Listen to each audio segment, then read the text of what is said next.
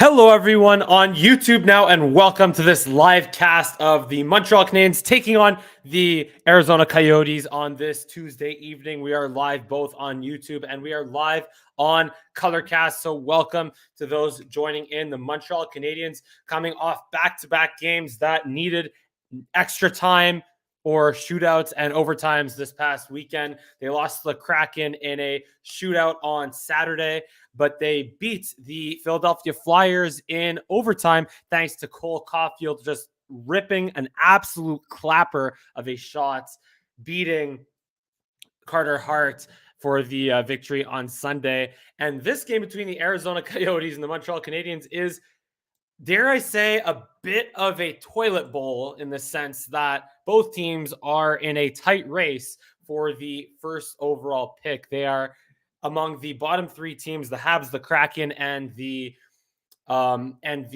Arizona Coyotes are all in the race for the last place seed in the NHL to increase their chances of getting the first overall pick. Hey, Randy, nice seeing you as well. Side note, thanks, Randy Gregory, the Broncos. Yeah, whatever. Although I'll thank you indirectly for when the Cowboys signed Von Miller to less term than Randy Gregory. And anyway, look, it sucks, is what it is. But either way, we're here to talk about the Montreal Canadiens and this game against the Arizona Coyotes. So also another addition that I've loved so far has just been Ren Pitlik. I want to ask you guys in the comment section on ColorCast and on YouTube, who will end up being the better waiver pickup, Ren Pitlik or Paul Byron? I want to hear that right off the bat. I'm just going to share the ColorCast to our Discord servers and whatnot, and let everyone know that we are live. I expect a high-scoring game, 5-4 final. Although Peter Mrazek and Jack Campbell aren't in net for tonight's game. So, I think we'll have a fair scoring game, should I say. A fair scoring game. Not too many goals, not like a 2-1. We'll see. We'll see. As we look at Sam Montembeau's numbers on the TSN feed, goals against average under 3, save percentage under 9, the 1 shutout, and a record above 500. Average, but for Samuel Montembeau, compared to how he started earlier in the year, I call that really, really good. Again, goals against average at 2.89, save percentage at 900. This is all since he took over from Marty St. Louis and a 5-4-1 record. Yeah, just give me 1 second. I'm terrible at multitasking here, so you have to excuse me for 1 second on YouTube here as I share this to our socials here. There we go. So let's share it to Instagram. Let's share it to Discord announcements over here. And of course, if you're tuned in on YouTube, then I was away last week, so I wasn't able to do the Habs game on ColorCast. Or sorry, on YouTube. I was able to do it on ColorCast, though. So I'm going to do as many Habs games as I can on ColorCast. So be sure to download the ColorCast app and stay tuned for those. Just posting that here. So Byron, no, he's not on waivers, but I'm just saying that Paul Byron is who's going to end up being the better waiver pickup by the Montreal Canadiens. Will it be Paul Byron or will it be Ren Pitlik? I want to hear your opinion on that, Randy, and anyone else that is in our audience on ColorCast as well. Just shared that on the Discord.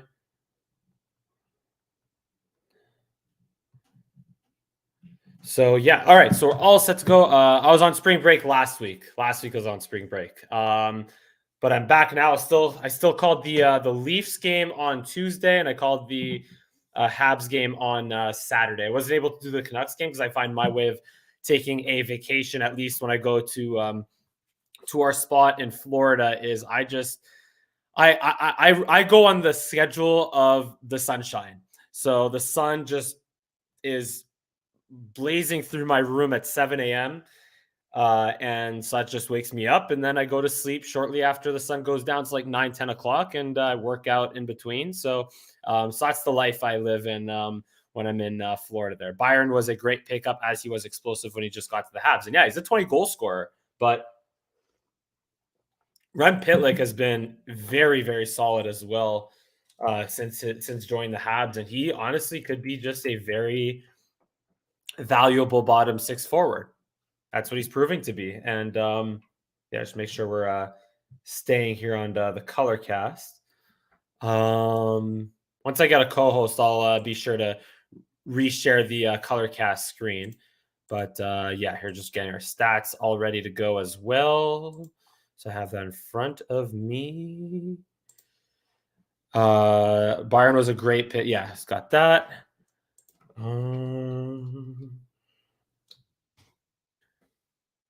So Ren Pitlik, by the way, in this season, he has 27 points, 12 goals, 15 assists, and 43 games.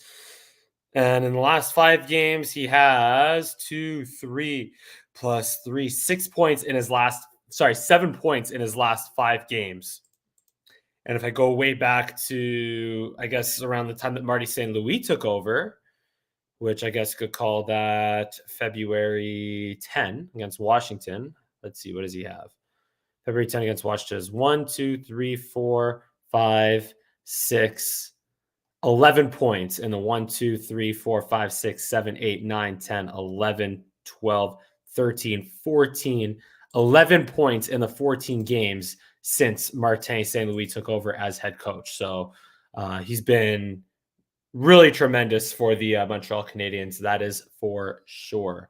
Would be a great return if the Habs got a top first round or second rounder for a depth defenseman that Bergevin signed years ago. I'm guessing you're talking about Ben Sherratt there. Yeah. So his name, he's not playing tonight.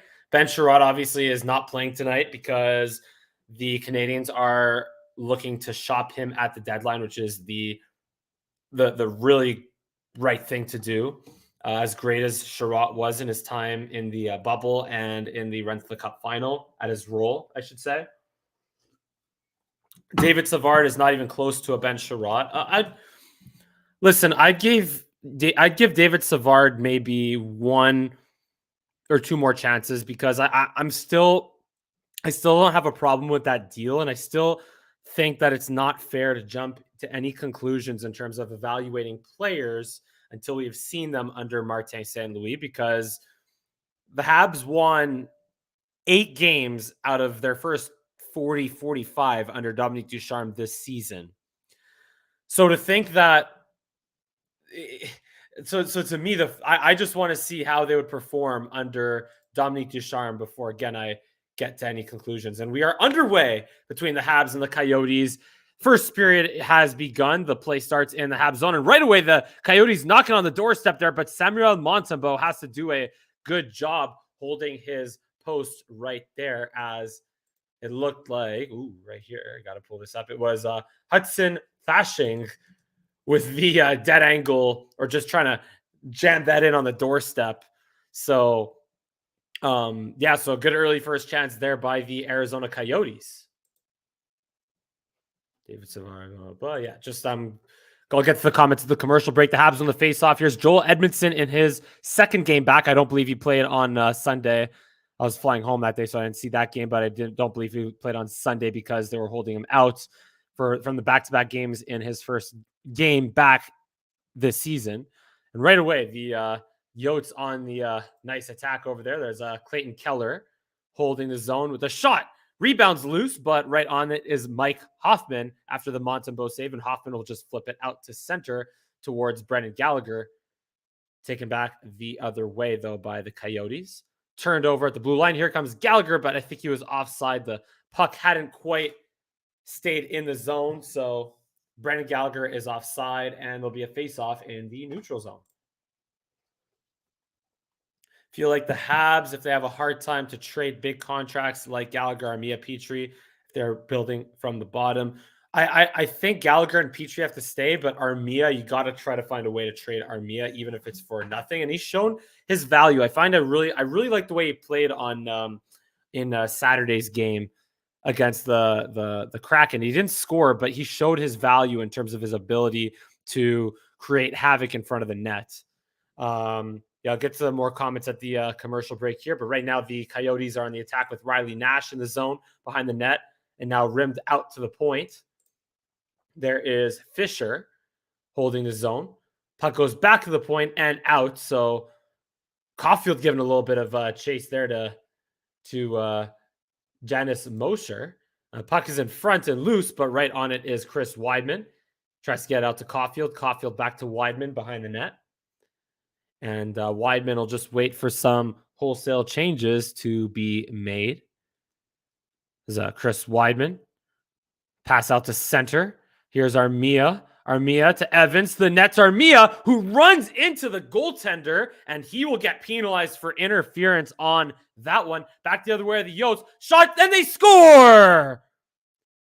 The Arizona Coyotes open the scoring off of the goalie interference play behind the net. I believe that was Hayton.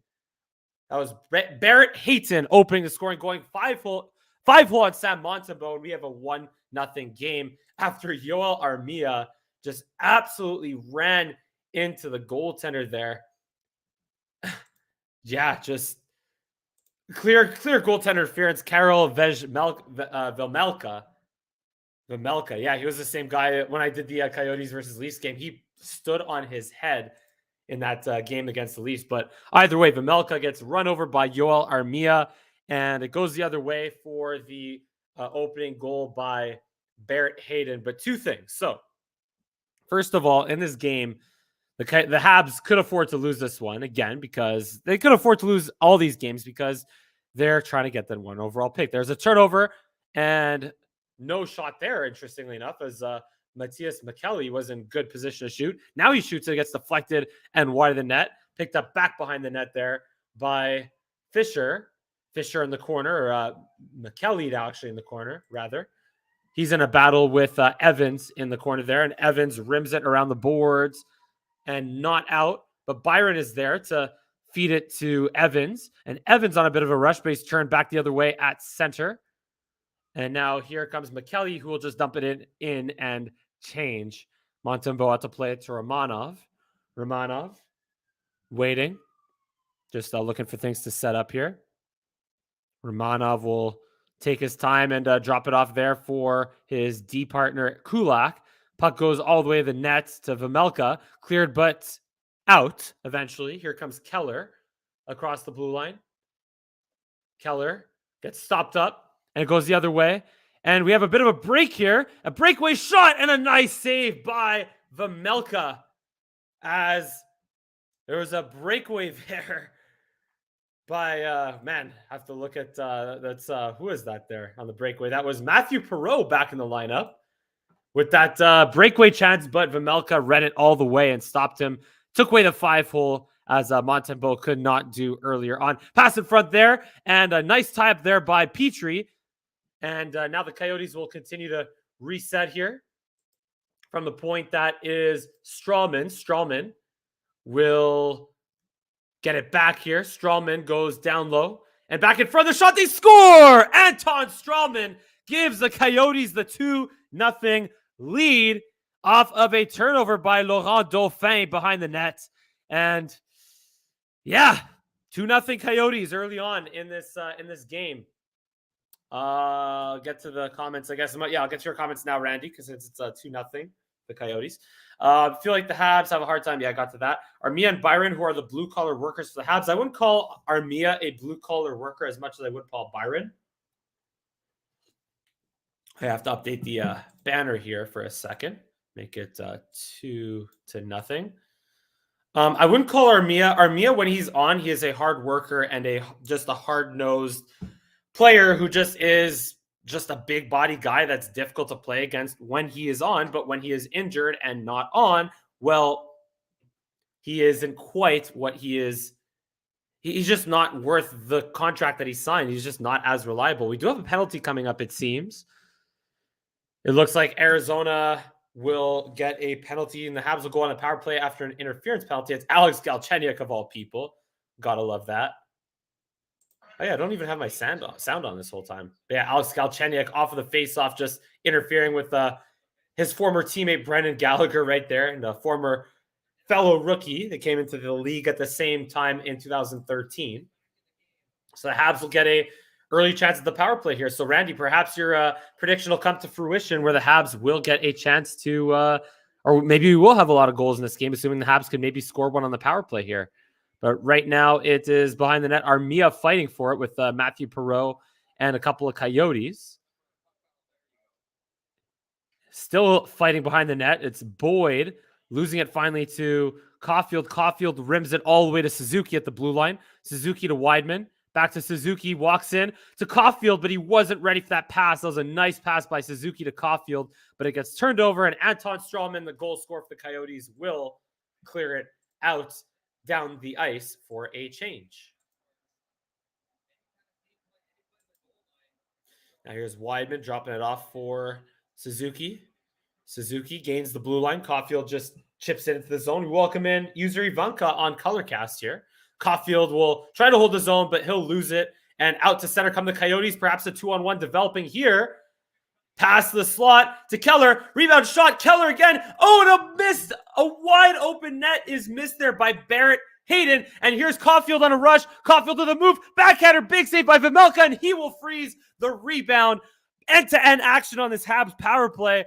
2-on-1 the other way. Or a missed wide open net by Hayden. And then a mini breakaway by Cole Caulfield off a beautiful move.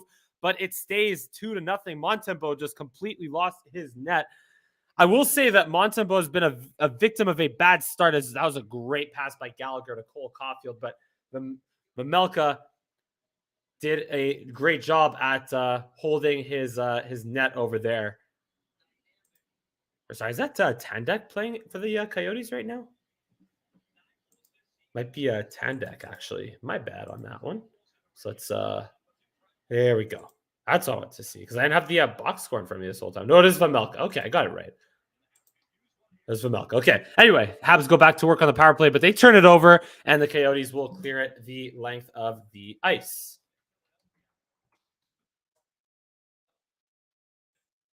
So here's Hoffman taking it back the other way now. Hoffman with 25 seconds to go here on the man advantage. Drops it off for Ren Pitlik. Pitlik to try to feed Lehkonen. It's out of his reach, but it ends up being a dub and chase, but he can't quite chase it down, and is cleared the length of the ice once again by the Coyotes. And that'll pretty much do it here for that man advantage for the power play here. We're back to 5-on-5 hockey. Habs still looking to set up in the zone, though. Here's Petrie. Shoots. Saved by Vejmelka. Rebound is high in the air and swatted at a couple of times. First by Capobianco, but it finally makes its way out to center. We welcome in Live Love Sports to the cast as well here. And a long stretch pass there to Pizzetta. Nice hit in the corner there by Pizzetta. Byron to Pizzetta. And it is lost behind the net.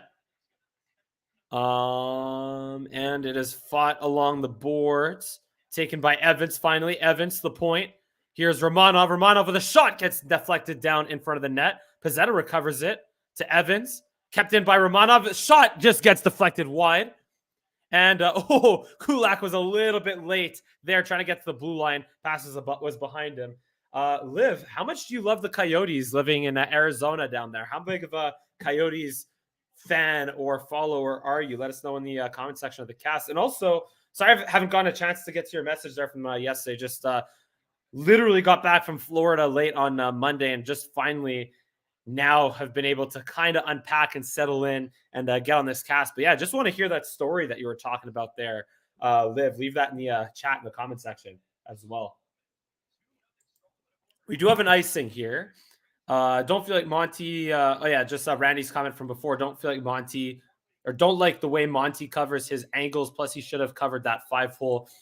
I think with Montembeault, when he's off, like his issues are the just not being the same way that the Habs as a team have struggled earlier this year. I feel like Sam Montembeault has kind of struggled early in games, specifically the same way the Habs have just not been ready under Ducharme. They do in the face-off here. Gallagher goes to work behind the net. But just, to wrap that up, I feel like Montembeault has been, you could tell early on in games whether or not he's going to struggle. Edmondson holds the line, and it is turned back the other way, though, by the Coyotes, and out to center. is Nick Schmaltz. Schmaltz will just dump it in out of the reach of Montembeault. Gallagher tries to win that battle, and he does. Edmondson will take it behind the net and turn the other way and go for a nice stretch pass there. Suzuki in. Suzuki shoots. Nice save from Melka. Rebound is just missed there by Brandon Gallagher. And back the other way come the Coyotes, led by Riley Nash. Riley Nash with a tic-tac-toe attempt there, but it gets lost to Suzuki, and Suzuki will just swat it out to the neutral zone. We do have a penalty perhaps being called here, it looks like.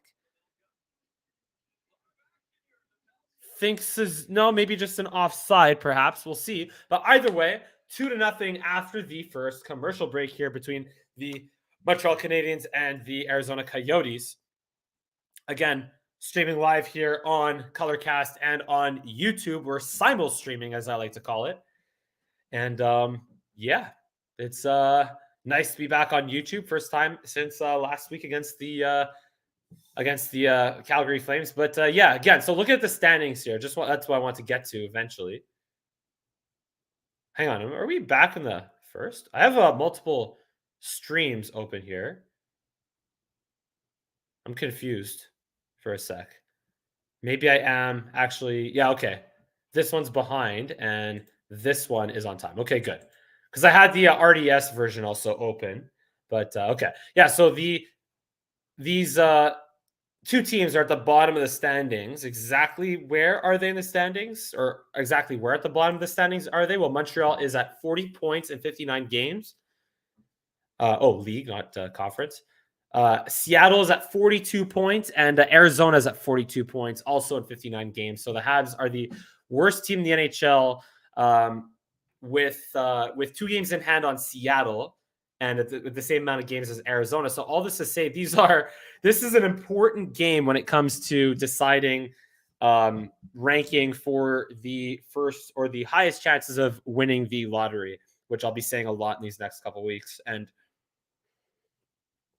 of course, Jacob Chychrun on the Coyotes is out with an injury. His name is being tossed around at the trade deadline, so we'll see where he ends up if he gets traded.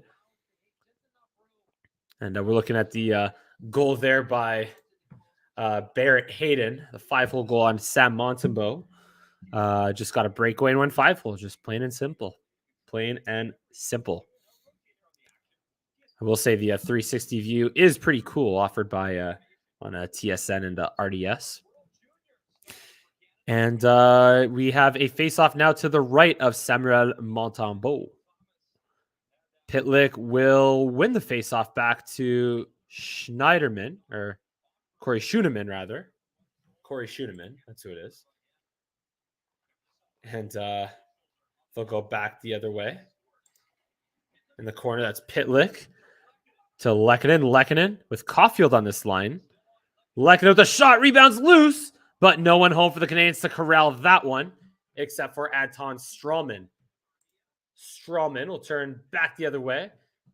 And now here's Caulfield doubling it back to Schuneman, or rather to who's that again? Oh, yeah, Weidman and Schuneman. Now it's turned back the other way for a moment, but stopped at center. Now finally dumped into the Habs zone for Schuneman.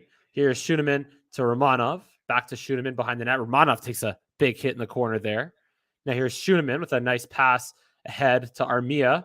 Ahead to, I think that's Evans to Byron. His shot stopped there by Vejmelka, and he will cover up for a whistle.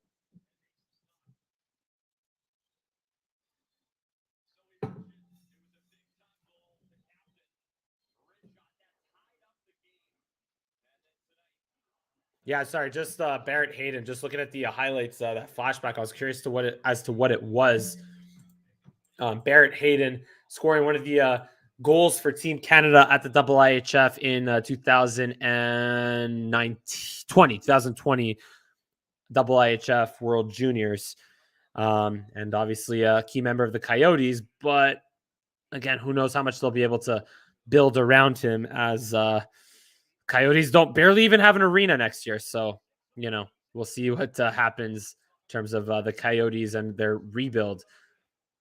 Habs control it in the Coyotes zone. Byron takes a swing and misses. Puck comes loose back to center and cleared out to center before Romanov tries to jump up and turn that back the other way. But it goes into the Habs zone finally. Here's Montembeault out to play it. Montembeault rims it around the glass. Stopped there by Barrett Hayden in the corner now. Dead angle chance. Back to the point there for Mayo. And he just clears it into the Habs zone behind the net, but no one's home there. Mia takes it and sends it back out to center to Evans, who'll just chip it into the Coyotes zone, and the Habs will go off for a change. Behind the net, there is Mayo. Mayo to his D partner and up out of the zone for Fisher. And now on the rush, here is Kraus. Kraus behind the net. Does the full turn of the zone. Kraus drops it back behind the net. Petrie looking to win that battle, but it comes back out there to McKelly. The shot is blocked there by Pizzetta. Taken in the corner there by Kraus. Kraus to McKelly. McKelly tries to go to Kraus, but it gets intercepted by Matthew Perreault and out to Laurent Dauphin. Dauphin escapes a hit, but can't quite catch up to that as it goes back the other way. It was almost a breakaway there for Laurent Dauphin, but it got steered back the other way. And now here is Joel Edmondson with a nice long pass and a clear out by Petrie. Dauphin trying to win that battle in the Coyotes corner. Gallagher's there, and he loses it though. Still working though as Gallagher, and almost won that battle, but it gets turned back the other way, led by Travis Boyd and company. And the dump and chase there by the Coyotes. They get it. They get back to it by Travis Boyd, but lost finally taken back by Romanov and Kulak. Now here's Gallagher and Hoffman on the rush. Now here's Gallagher taking it back. Gallagher on his backhand with a shot and a pass, or a shot and a stop there by Vejmelka off of the stick of Romanov, and he will cover up for a whistle to keep this 2-0 just around midway through the first period. Got the full-on Habs gear right now. I got the Habs mug, the Habs hat. And yeah, so early on, again, just things have slowed down since the hectic start, I guess you can say. The 2 goals the Coyotes scored early on. But again, just a big picture. If the Habs, although I will say this, the Habs under Marty St. Louis, even though when they've trailed, they have come back on numerous occasions under Martin St. Louis. Every time that it seems like they've been down by 2 goals, they have managed to come back. They came back against Arizona, against who is it? Sorry, Seattle last weekend. They came back against Vancouver. They came back against Philly. They came back against Calgary a couple weeks ago to win in overtime. They came back when they were down 4-0 to Winnipeg at the beginning of the month. So every time the Canadians have been down, even though they might have lost some of these games, like they lost in regulation to Vancouver last Wednesday, even though they've lost, they have still managed to put up a really good fight in these games and just be a much tougher out than they were earlier this season, which is all you can ask for. Just be a tough out, be tough to play against, but stay at the bottom of the standings and stay in position to get that first overall pick.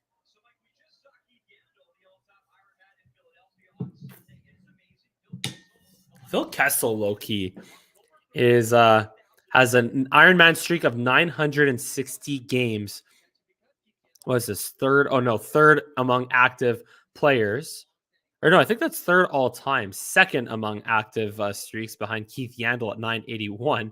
But Phil Kessel, of all players, who is not known, who's not known for his physical condition, very talented, don't get me wrong, one of the best shots in the NHL, but not known for his physical condition. Really insane how he's been able to last that long in the NHL. Maybe it's just by picking his spots. But either way, faceoff is won by the Habs. Suzuki goes to the point to Romanov. His shot deflects wide. Rebound is covered up by Vejmelka, and he will gobble that up for another whistle.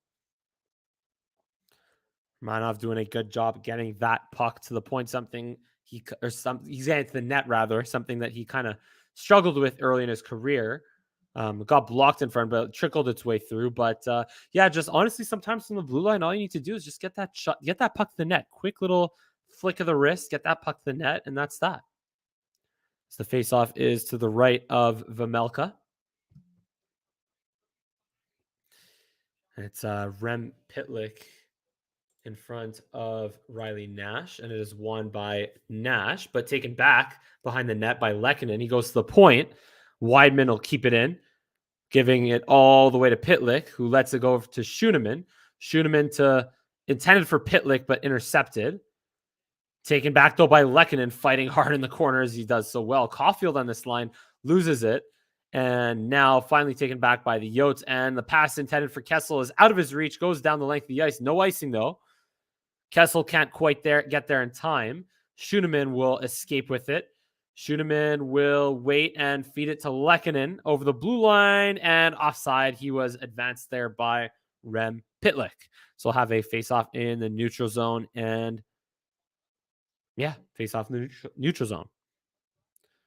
And Karel Vejmelka has, if you play for a team like the Coyotes, naturally you're going to get a lot of rubber on net, and Vejmelka has had 40 games of 45 saves or more which is tops among goaltenders in their rookie season.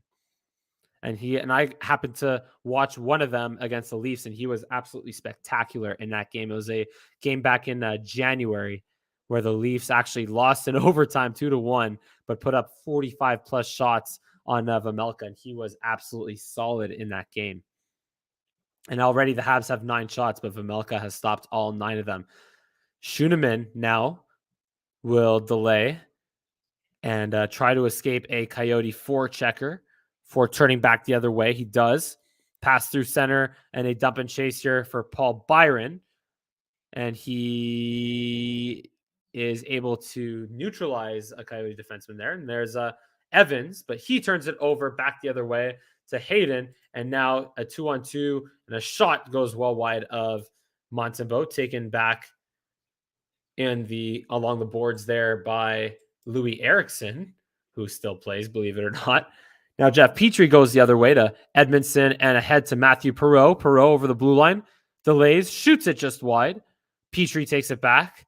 Petrie to the point, and a shot gets deflected, and they score! Matthew Perreault off of the deflection, and the Montreal Canadiens narrow the lead to 2-1. That was a wonky goal.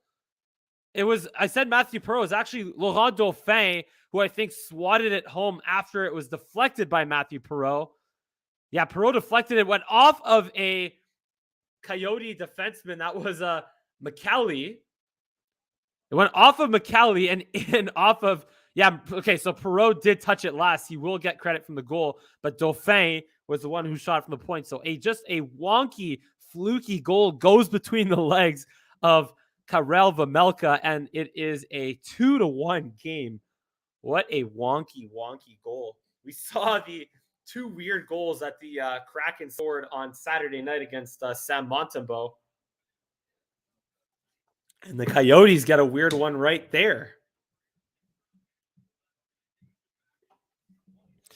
And they win the face-off here.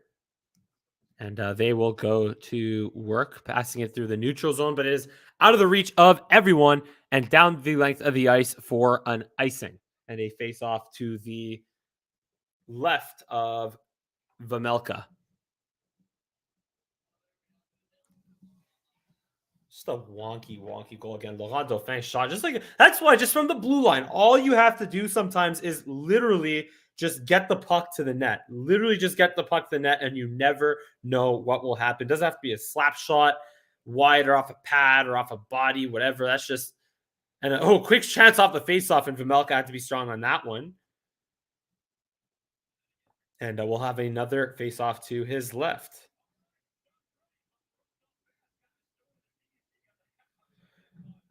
Oops. I have to. The TSN graphic it wasn't even updated there, so I have to update my graphic here. Give me a quick second. Go here, edit 2-1. The purpose of that is obviously because it's good to see, but also when I come back and rewatch the highlights of these casts and these streams on YouTube, I like to know exactly where the goals happen, so it's easier to find that way. So again, 2-1 for the Canadians at late in the first period. Just where are we now? Around just under 6 minutes to go here in the first period. Again, really interested to see what Corey Schuneman can do with an opportunity to play in this game, with Ben Sherratt being held out for the purposes of being exploited at the trade deadline, and also Ryan Poehling being out sucks, but Josh Anderson is also out today, lower body injury. So again, that's why we're seeing more of Laurent Dauphin and a little more of Matthew Perreault as well. So it's good to have Matthew Perreault back. I just find Matthew, like, going forward, they put Cedric Paquette on waivers, who needed to be on waivers. Let's just say that Cedric Paquette really needed to be on waivers. But yeah, Matthew Perreault going forward could be a guy that could be kept on the cheap and just an extra body that could play all wing positions on the fourth line. I think he had a hat trick earlier this year against the Flames also. Like, yeah, like randomly had a hat trick against the Flames. And yeah, we're just looking at Ben Sherratt raising his trade value, of course. But yeah, basically Matthew Perreault could be a guy that for next year, even in this rebuild, or it could be traded for like maybe a 7th round pick, although I doubt it. But yeah, he's back in the lineup tonight. Quick shot off the faceoff. Suzuki stopped by Vejmelka. Gallagher unable to get to that rebound quick enough to put it back on net. He does keep the pressure going though. Here's Suzuki on the right wing. Shot past the net, stopped or deflected back out in front, and the puck comes out to center.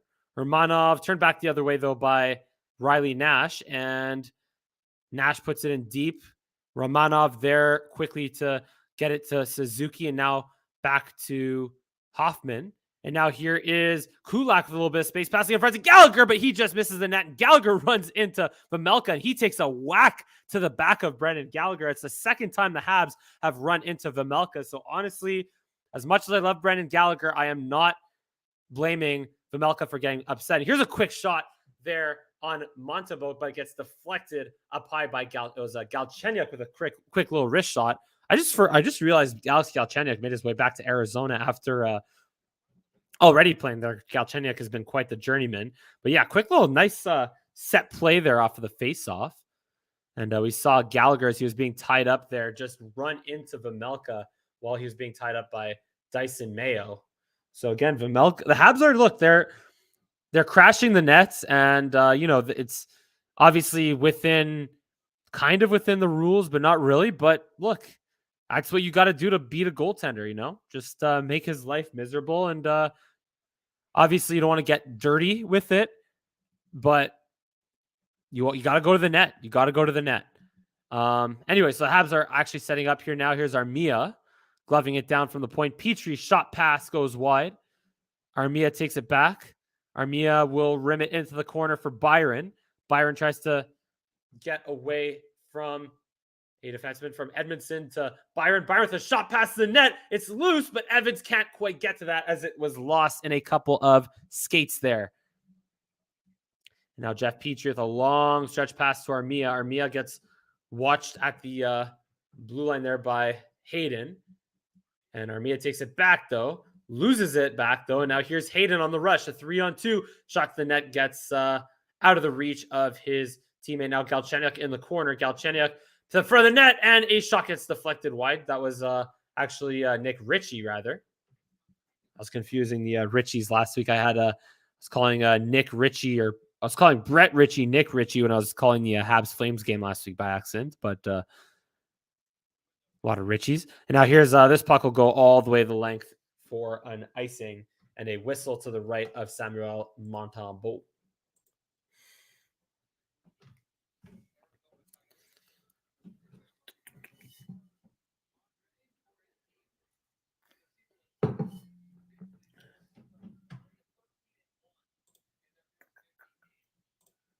second. Just going to see if I could invite a couple of people on the hot seat here on ColorCast.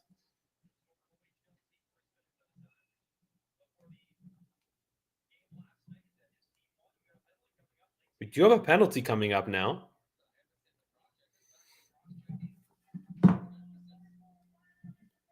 Looks like Edmondson's going to get called for cross-checking, so we'll see the Arizona power play get their first try of the game. Yeah, just has a pretty clear. It was a bit of a weak cross-check, but it was still a cross-check nonetheless. And the Arizona Coyotes will get to go to work on the power play.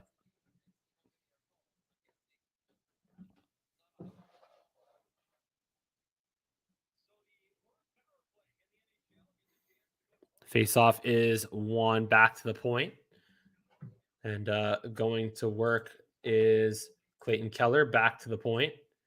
Here's Gostisbertha to Keller. Keller holds, waits. Keller shoots. Gets deflected just wide of the net. Now Keller takes it back, but it is cleared by Brett Kulak as he recuperates it all the way back down to Vejmelka. And Gostisbehere will take it and lead things back the other way. Gostisbehere ahead and down the ice off of the stick of Nick Schmaltz. There's Schmaltz getting it behind the net. Now here's Kessel. Kessel, a little bit of room. He shoots. His shot gets deflected by Romanov and off of the screen for a face-off to the left of Sam Montembeault. How is Kessel one of the Ironmans? That is incredible, honestly. He's just 2 Stanley Cups with the Pittsburgh Penguins after getting criticized as the Leaf for the longest time. Now just gets to play hockey in Arizona under, not too much pressure, not too much attention. He's had quite the hockey career, honestly. So have a face-off to the left of Montembeault is won by Paul Byron and cleared there by Jeff Petrie out to center. And I got Jake Evans, who is so effective as a penalty killer, trying to create a little havoc, and he does on Shane Gostisbehere, who has to really try to protect that puck from Jake Evans to get rid of it, and he does, at least enough to allow the Coyotes to reset their breakout. And now here's Nick Schmaltz over the line. Tries to drop it back to Gostisbehere, but he loses it. And Kessel will try to start things back the other way. But offside as Nick Schmaltz was over the blue line before the puck. So it is offside and a face-off in the neutral zone. Also curious as to what you guys think about the Coyotes going vintage with their uniforms. Honestly, I am a much bigger fan of the maroon colored jerseys, like the dark red and the Coyote, like the Coyote from like, what was it, 2004 through 2020, I want to say, or 2019. I'm a much bigger fan of that uniform setup than this one. I know it's vintage, I know it's retro, I know it's unique, but I don't think dark green and brown and red really go well together. But either way, Pitlik intercepts it at the blue line and gets it back out to center. Armia trying to chase it down, and he can't quite chase it down as Travis Boyd got to it first. And now here is Galchenyuk. Loses it to Corey Schuneman, though. And Kulak takes a stick to the face. No penalty. Galchenyuk goes to the point. Gets it back. Galchenyuk waits in the corner. Feeds it back to the point. And it goes across from Moser. Now to Galchenyuk. Galchenyuk with a bit of an opening. Pass in front, and they score! Who was that? That was Nick Ritchie off a shot pass from Alex Galchenyuk. Perfectly executed, and the Coyotes make it a 3-1 game with a power play goal off of the stick of Nick Ritchie. Yeah, just between Corey Schuneman and Brett Kulak, not enough sticks could get into that passing lane to cut that pass off to Nick Ritchie, and Nick Ritchie just buried it by Montembeault, plain and simple. And they make that a 3-1 game. Face-off at center is won by the Coyotes. Again, 4 goals in this game. So again, Randy, where are you on YouTube there? Perhaps you got a You might not be far off by saying a lot of goals, by saying that we'll see a lot of goals in this game. And now here is Fisher behind the net. Habs are shooting the Coyotes 11 to 5, and Montembeault has given up 3 goals on 5 shots, which is not good. Not good. Puck is cleared out to center, but intercepted by Gostis Bear. Although I will say, like, that goal that he gave up just now in the power play, not really his fault. Like, that's a really nice executed shot pass by Galchenyuk. Schuneman tries to lead the rush, but he gets steered back to center. Suzuki passes it back to Chris Weidman. Or no, I think that's Jeff Petrie, rather, giving it to Caulfield. Caulfield can't quite get it in deep, and now back the other way with speed is Krause, but he gets poke checked by Romanov, and back the other way comes Caulfield with Pitlik. Caulfield waits. Caulfield to the point, but Romanov loses the handle. Perhaps a breakaway here for Logan Krause. All alone on Montembeault. Krause shoots. He scores! Lawson Krause, rather, makes it 4-1 for Arizona with 10 seconds to go here in the first period. Montembeault now. That save percentage is not looking really good right now. As Lawson Krause at the blue line. It was a bad pass by Caulfield to Romanov, and Lawson Krause jumped all over it and just rifled one high glove side on Montembeault. So you'd wonder if we're going to perhaps see a goaltending change here to start the second period. Will we maybe see Caden Primo, I guess, who's whoever's backing up, because Hammond's out, Allen's of course out, Price is still working his way back. So I wonder if we'll see Caden Primo again, 4 goals on 6 shots. Ouch, that's not a good look for Montembeault. Again, breakaway shot pass. That's the end of the period, by the way. 4-1 is the score after 1. I'll have to update the ticker over here. But the Coyotes lead the Habs 4-1 after the first period. A lot of goals being scored there. A really fluky, random one that the Canadians managed to score. But yeah, not a good start to this game. But you know what? They can cut. I believe in them to make this close. As opposed to the Canadians from earlier in the season, I have faith that the Habs will make this one a game, because they've been doing that under Dominic Ducharme, under Marty St. Louis. But yeah, just on ColorCast and YouTube here, just going to take a quick little break here as we're in the intermission. I'll be back in a couple of moments. I'll still be taking us through the intermission.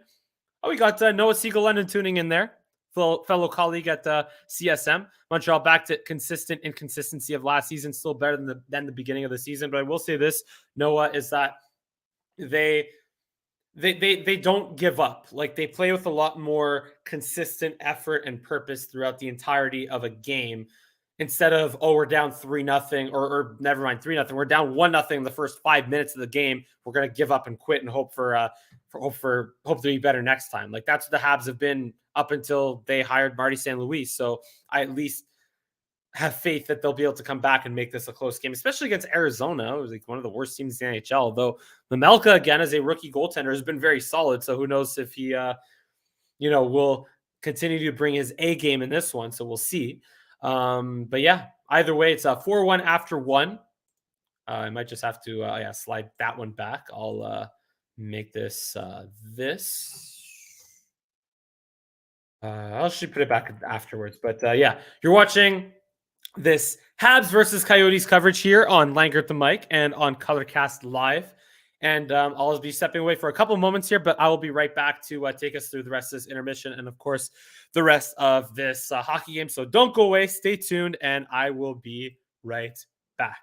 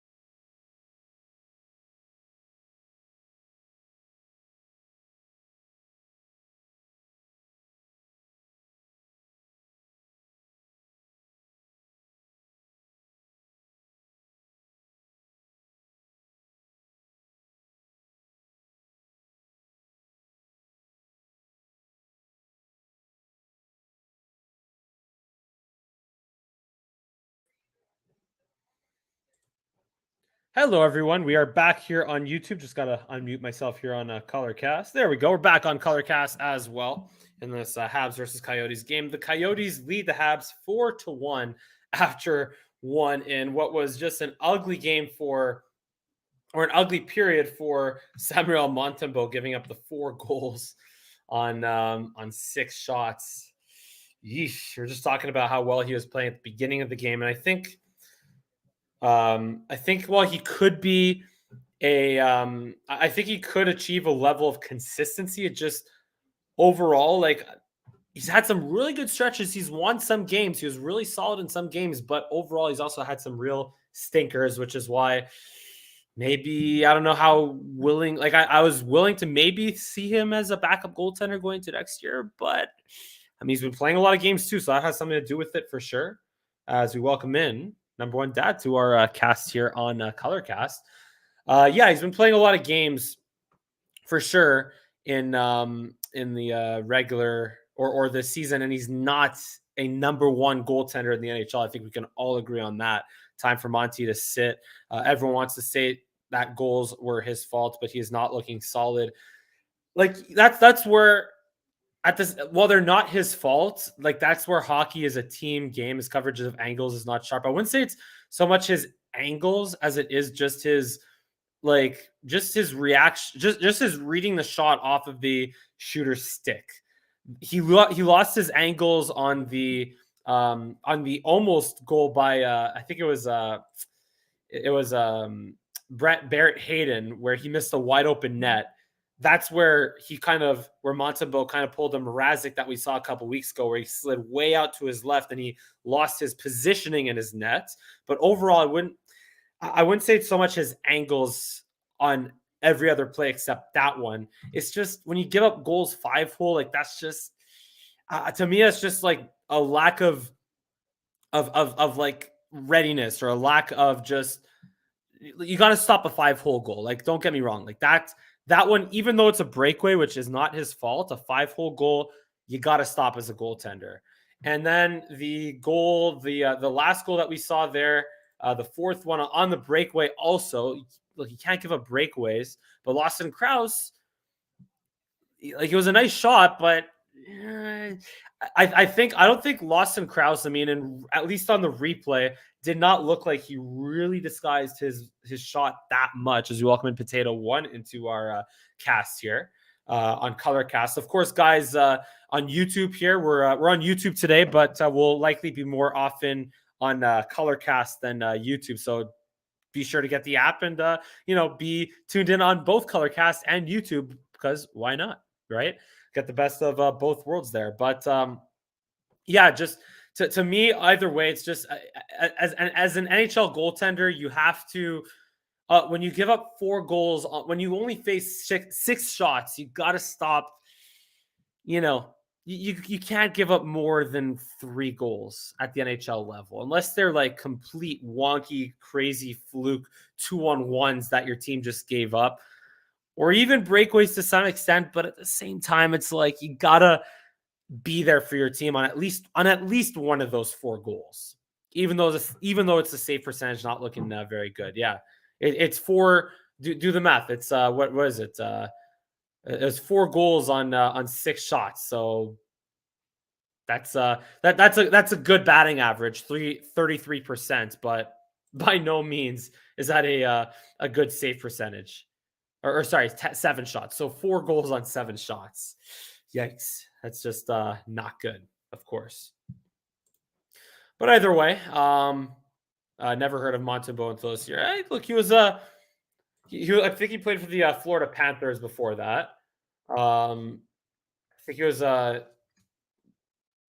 he's just been kind of a, what is he? He's only 25 years old. Just pulling this up right here.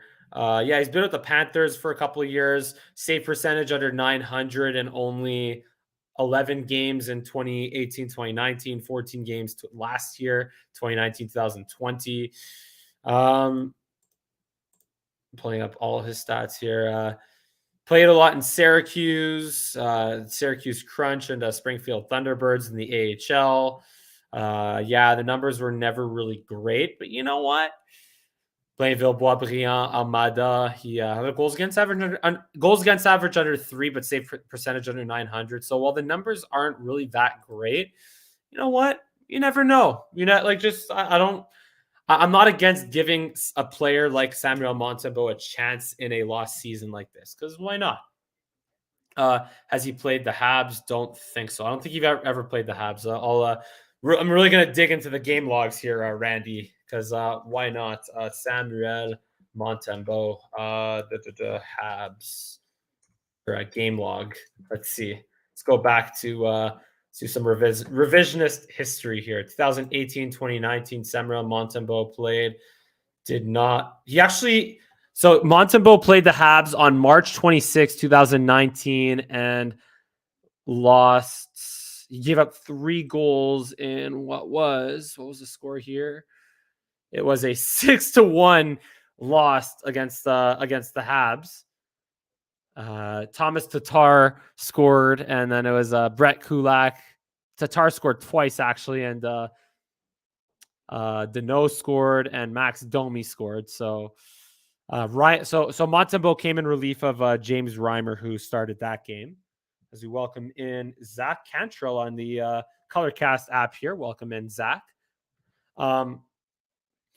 Yeah. Also, you know what, Zach? I asked this question before. I want to hear your thoughts on the Arizona Coyotes uniform patterns from this year because I like the maroon uniform combinations that they've had up until the I would say for about 15 years between 2004 and 2019 or 2020. So what do you think of the Arizona Coyotes uniform combinations going back to their classic uniforms from the earlier 2000s? I'm not a fan of it personally, but yeah. So Ben Sherratt, Darren Dreger's talking that Ben Sherratt could end up in Minnesota. That would be interesting. Just want to put the Montembeault game logs to bed. So again, that was a 6-1 loss on March 26th to the Canadiens. Then in 2019, 2020, he played the Habs. He did not play against the Canadiens, but he played 14 games and won 1, 2, 3, 4, 5 of them. So, you know, not terrible. Again, not amazing numbers, but yeah, just more of a role type of guy, as you know, just like a second to third string goaltender going back between the AHL and NHL. Season is a wash. Yeah, sorry, no, I'm going to get to your comments here now.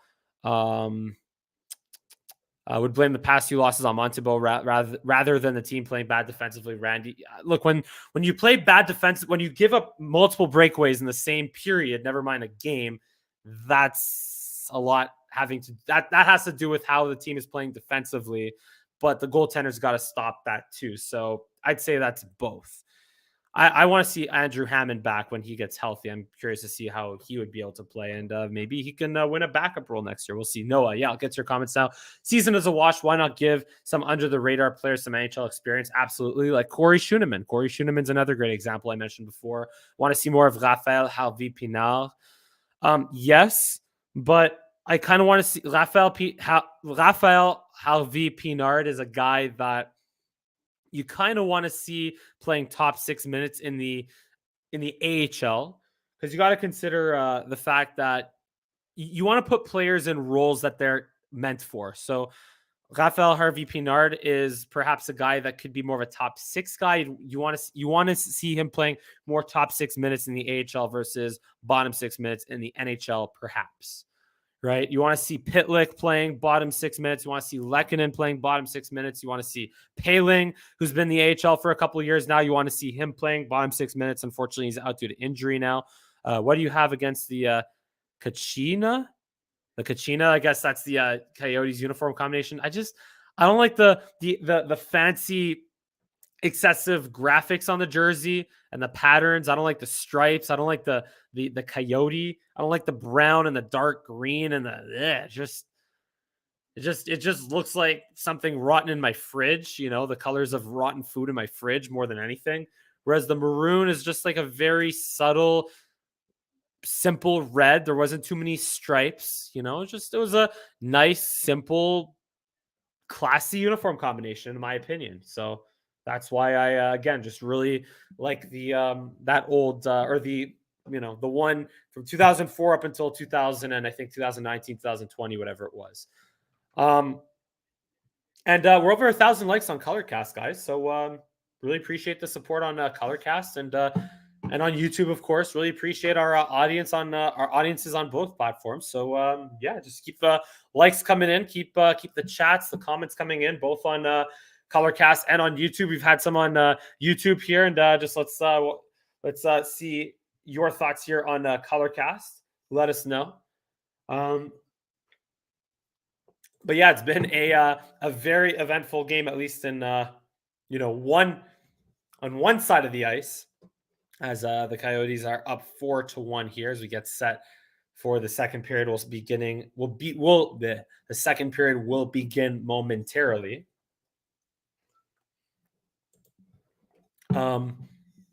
Kachina. I never knew that. What's Kachina Coyotes? Yes, that was the Kachina logo. Okay, yeah. I guess I have to culture myself on the logo. But yeah, it's just the colors don't go well. I just don't like the color combination of dark green, black, red, brown. Just not a fan. It's like a team trying to do too much with their uniform combination, which for the Coyotes, I guess they don't really have much of a choice at this stage, given how their franchise is. But what can you do? So as we begin this second period, again, the shots are 11-7 in favor of the Canadians, which look, they've even last year, they were pretty good at controlling the majority of chances. Win probability is 91.9% in favor of Arizona right now, just in case you're wondering. Back when we were doing our football casts, I always like to throw out the win probability at times during games, just for, because I think the win probability of the Bills game over the Patriots in that divisional round was like at 99% by like the third quarter. So that was fun. I want to see stats. Let's see ice times. So Romanov at 7 minutes. I like to see Romanov get more opportunities and really solidify himself as a guy that could be at least a top 4 defenseman. Schuneman is played 4 minutes. So that's decent balance. So Wideman played almost 5 minutes. Kulak is where is he at? 5:44. Petrie probably played the most at 8:52. So aside from Jeff Petrie and Joel Edmondson, what's Joel Edmondson at? He's at 6:41. So pretty balanced ice time used by the defenseman, at least in the first period. And their Montembeault has indeed been yanked in favor of Clayton Primo. Clayton Primo infamously had a rough game the last time the Habs played the Coyotes in I think it was like a 6-4 loss. January, pulling up the box score there. Yeah, or a 5-2 loss back in January. So yeah, the Habs goaltenders have just not been up to the task against the Coyotes. And let's see if Clayton Primo can right the ship in this game here. And I will also say this. My longtime listeners, what about the reverse retro Kachina and the purple? I guess it's a little nicer there, Noah, but just overall, I'm not a fan of the Kachina uniform concept. Banners up, and we're just about to get this second period underway. Puck is dropped. Faceoff is won back to the Coyotes zone. Gostis Bear will take it from Vejmelka. Turns it over to Gallagher. Quick pass in front. Suzuki shot just goes wide, though. Taken back by Hoffman. Controlled there by Gallagher. Gets the visit from Makia, the Coyotes defenseman there. Or Fisher, rather. And back the other way to center. Here's Lawson Krause trying to win the battle on Romanov, but Primo pushes it forward. Taken by Hoffman. Hoffman leaves it for Suzuki. And cleared in by Lawson Krause. And the Coyotes will go for a change here. Kulak takes it behind the net. Kulak will push things the other way momentarily. Yeah, there. The nice little pass there to Hoffman, and makes its way all the way to Vejmelka, and he'll just cover it up for a whistle. That was a quick little chance there by Suzuki off of Gallagher, taking advantage of that turnover behind the net by I think it was Christian Fischer. I mentioned McKelly, but it was Fischer who had turned that puck over. Face off is one. Edmondson to the net. Stopped there by Vejmelka. Here's Armia keeping it in the zone to Evans. Evans behind the net to Petrie. Runs into Petrie. Petrie just kicks it to Byron, who finally gets there. Byron fighting in the corner. Evans joins him. And Armia, this line had a couple of nice shifts in the first period. They're doing well on this shift as well. But finally, puck gets cleared out to center by the Coyotes, but taken back and off the boards, down the ice for an ice. Oh, no icing. It gets waved off. It looked like Clayton Keller got there in time to wave the icing off. Schmaltz is there on the forecheck as well, but Jeff Petrie finally is able to escape and pass it up the left wing. Petrie gets it back to Evans. Evans waits, shoots. Big save by Vejmelka. Bit of a maybe not the strongest shot there by Jake Evans, but he was in a good position there. Maybe he wanted to pass it and ended up shooting at the last minute. Either way, Vejmelka was there to make the save.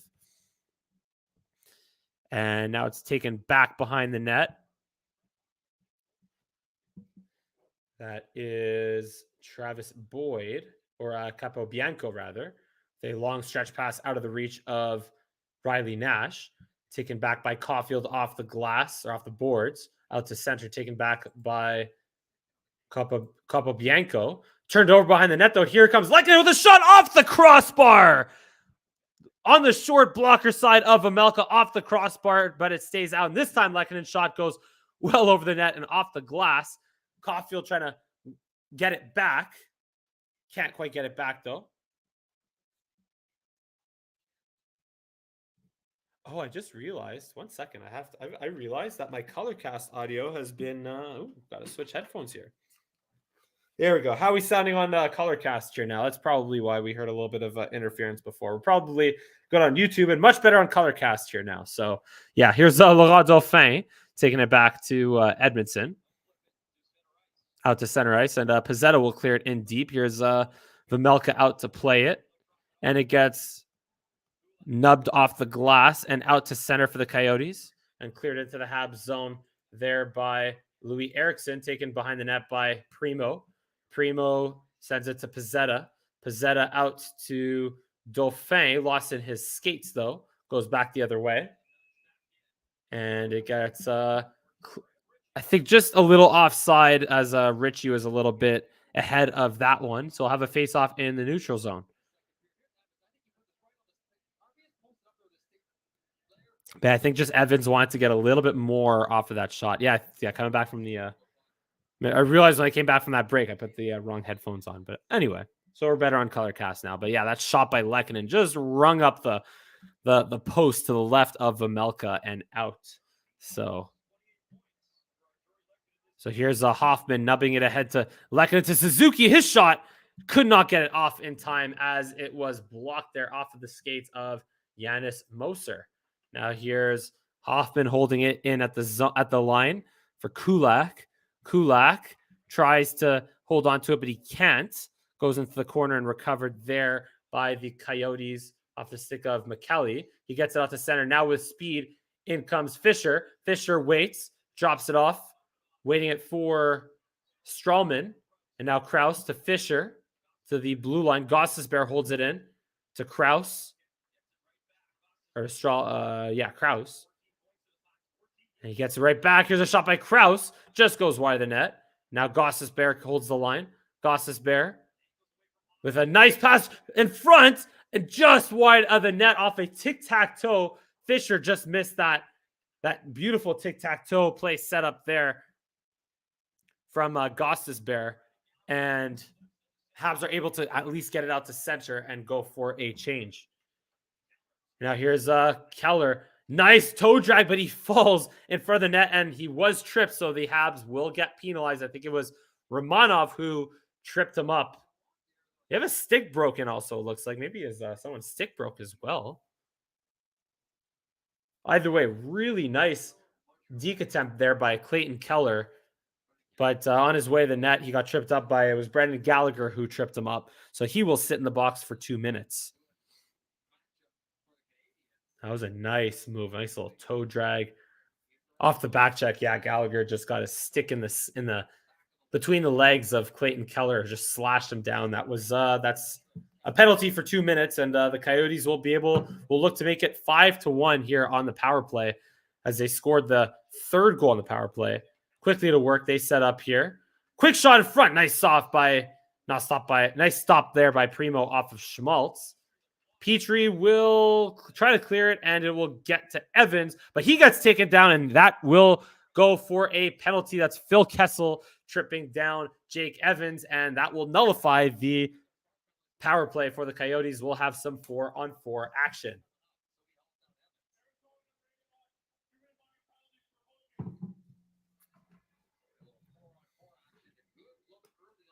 Yeah, so Evans just again skated away from Kessel there, but Kessel got his stick tied up in his skates, in Evans's skates, and pulled him down for hooking. So face off to the right of Vejmelka. Quick shot by Caulfield off of the win by Pitlik, but it gets deflected up high and out of play.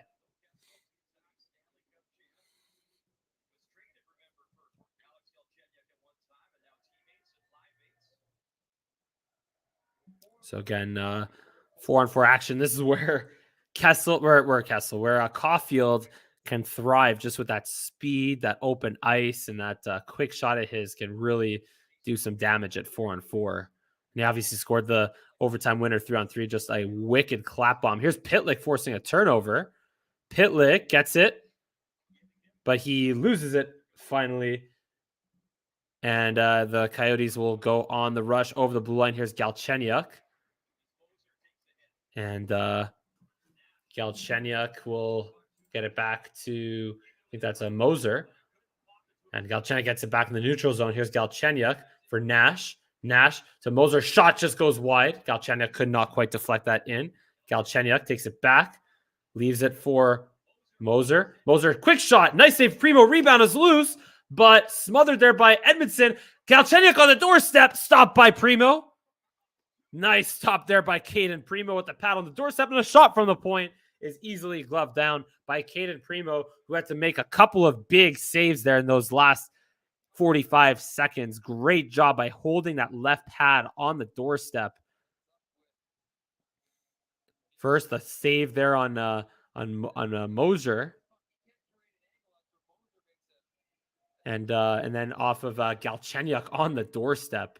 Great job getting that left pad sprawled out along the post to keep that puck out. Face-off is won by the Habs. Here's Hoffman waiting, trying to look for open ice. Out to center. He's watched by 3 Coyotes there. And now here comes Suzuki to Hoffman. Hoffman loses it. And back the other way comes Keller. Keller, he's it for Calabello. He gets taken down. No penalty. Capobianco had a little bit of open space. He got taken down from behind, but no penalty. Here comes Romanov on a bit of a 3-on-2. Romanov to Hoffman.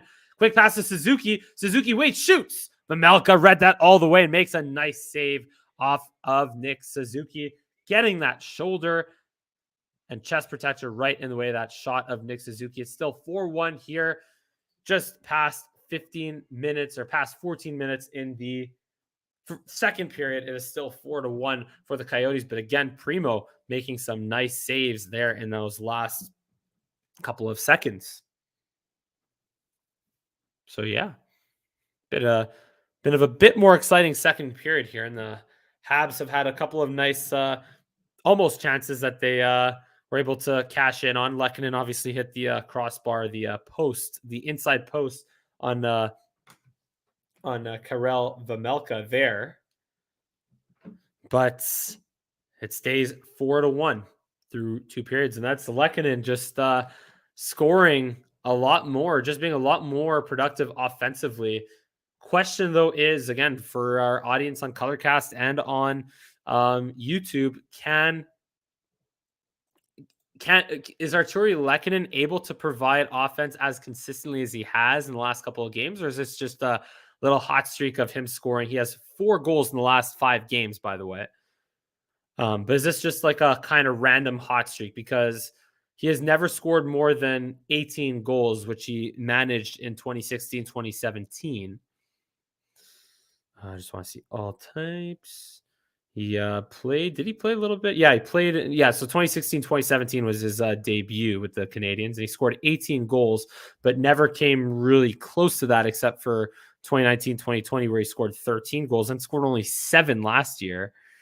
But now he's up to 13 this year. So the question is, can he sustain that level of offense? And because here's the thing, if to keep Lehkonen, if keeping Lehkonen means that they're gonna have to pay him $3 or $4 million, or over $4 million, I would say no. 3 maybe, but I would say no.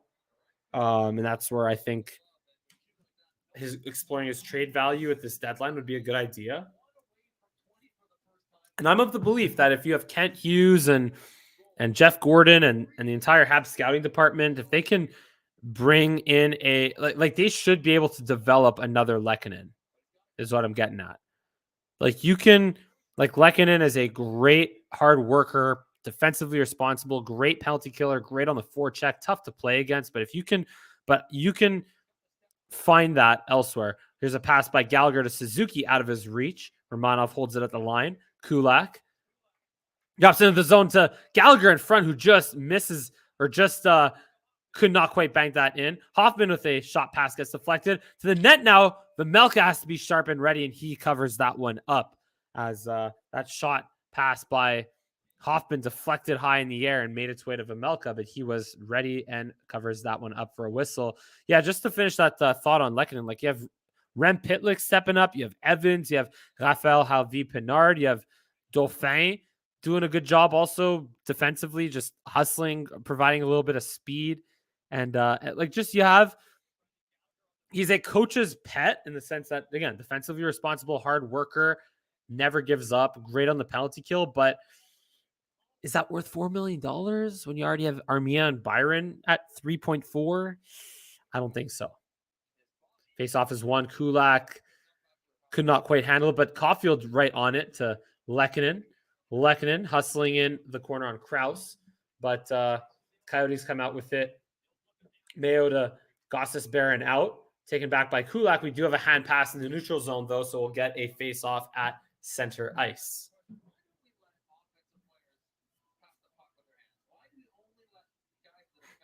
Got Mike Johnson talking about why are offensive players not allowed to pass the puck with their hands. I mean, good debate about that in our either one of our chats here. By moving Lehkonen, it opens a spot for a number 1 draft pick next year to jump into the lineup. Yeah, although that number 1 draft pick of whether it's Logan Cooley or Shane Wright, you kind of want them to play center ideally. Although Logan Cooley is a little bit more undersized, and I don't know if you want to have your top 2 centers under 6 feet, if that's the case. As a nice little move there, or attempt there by McKelly, stopped by Kulak.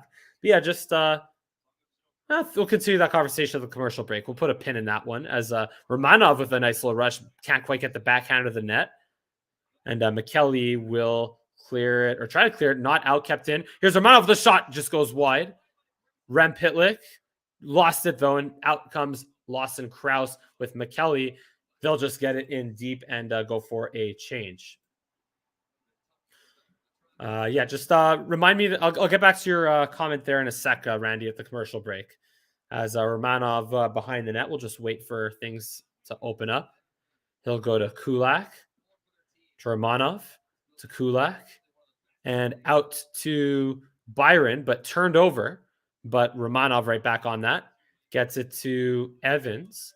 Evans trying to skate his way through center. He does. Good job by Evans getting all the way to the Coyotes zone. Drops it off for Weidman. His shot deflects. Stopped by Vejmelka. Rebound is also stopped by Vejmelka, or blocked in front. Armia on it quickly. Armia using that big body to protect the puck, but loses it finally.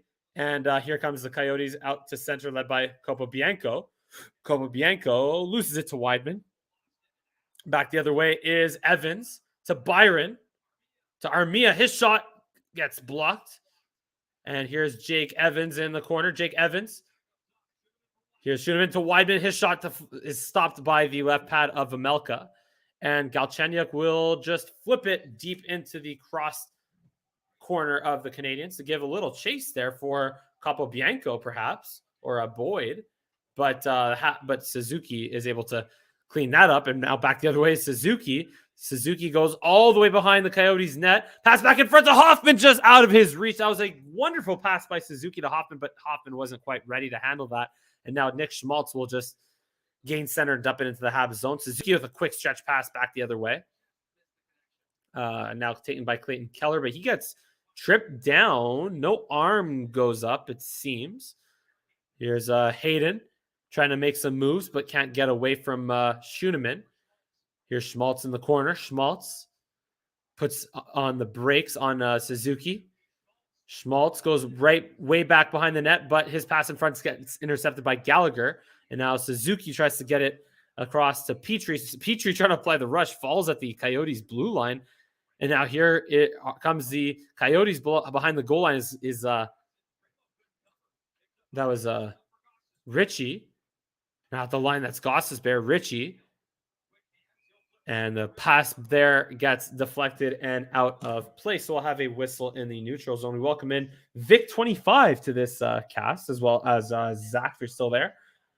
So 4-1 for the Canadians, or for the Coyotes, rather, just past the midway point of the second period. Now we want to talk about Artturi Lehkonen and how his spot could potentially be filled by a number one draft pick or not filled. Because here's what I envision, Randy. I actually think that with the absence of Tyler, or with the trade of Tyler Toffoli, if the number one draft pick, whether it's again Logan Cooley or Shane Wright next year,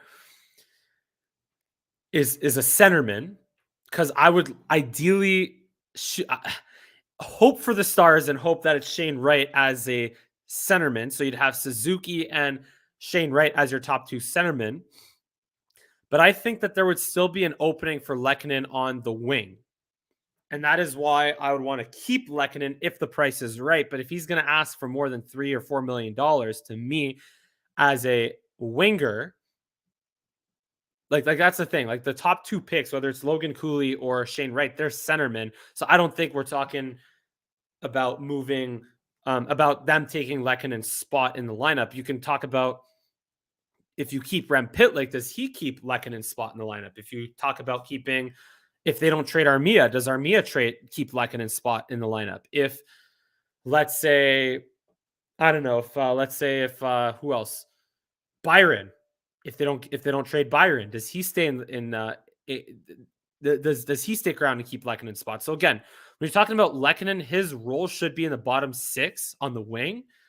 So the only way that you could be talking about taking his spot is if the Habs draft a winger with a top draft pick, which, if they can draft Logan Cooley or Shane Wright, it should be Shane Wright and then Logan Cooley. Shane Wright, obviously, if the Habs get the number one overall pick. If the NHL rigged it for the Rangers to get the number one overall pick a couple of years ago, I mean, you could talk about conspiracies all you want, but if the Habs could get the first overall pick at the Bell Center, that would just be unreal.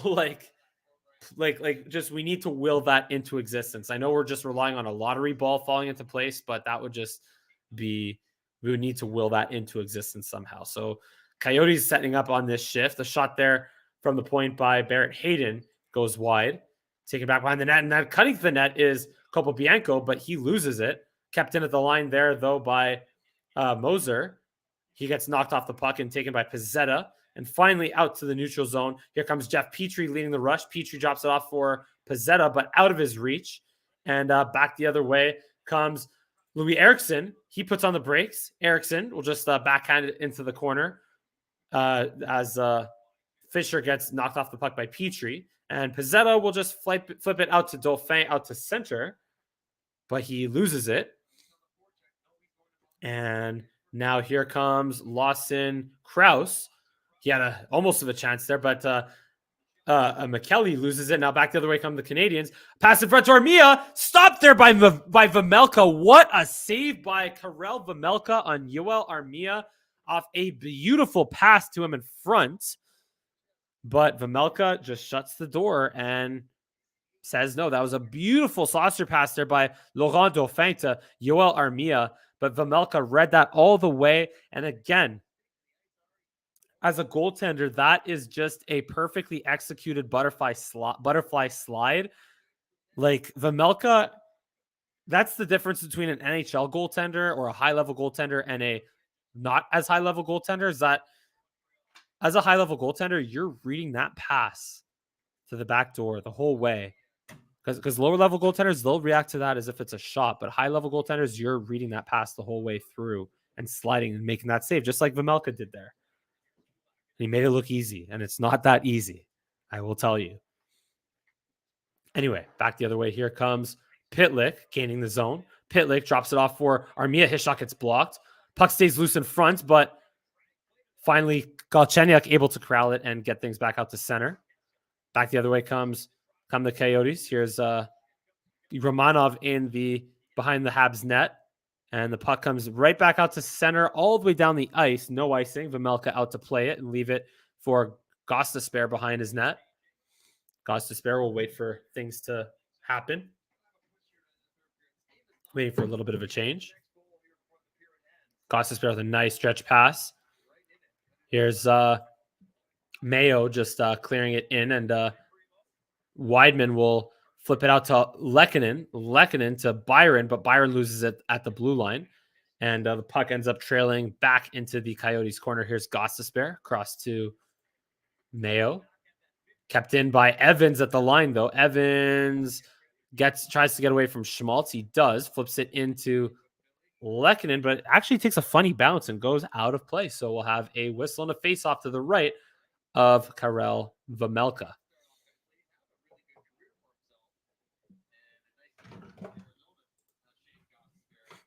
There's, again, talking about the legend of Phil Kessel that lives on in Arizona. The third longest tenured Ironman of all time, Phil Kessel. I find that really hard to believe. Like, that's amazing. That's unreal for Kessel. But, man, what a legend.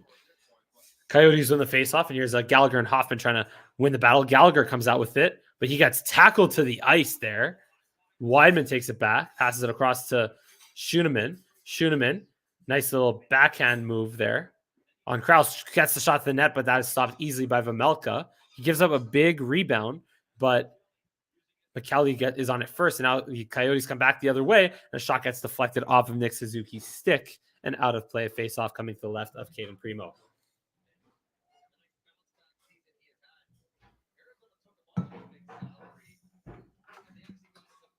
So Shane Gostisbehere was on. I didn't realize he has 37 points on the season, third among defensemen in terms of points with their new teams. But yeah, he was a guy that was rumored to be in, or Bergevin was rumored to have interest in, but that trade never happened, and he just was a salary dump from Philly. Kopobianco now holding at the line to Strawman, and taken back by Strawman. And now Pizzetta intercepts it, though, and a nice pass, but out of the reach of Dauphin to Pizzetta. Now in front to Dauphin, but he fans on it. That original pass to Pizzetta was out of his reach. But back the other way come the Coyotes. There's Erickson, or Hayden, but loses it. And now here comes Pizzetta across the Coyotes line, or Dauphin just will flip it, tries to flip it into the corner, but it goes out of play over the glass for another whistle.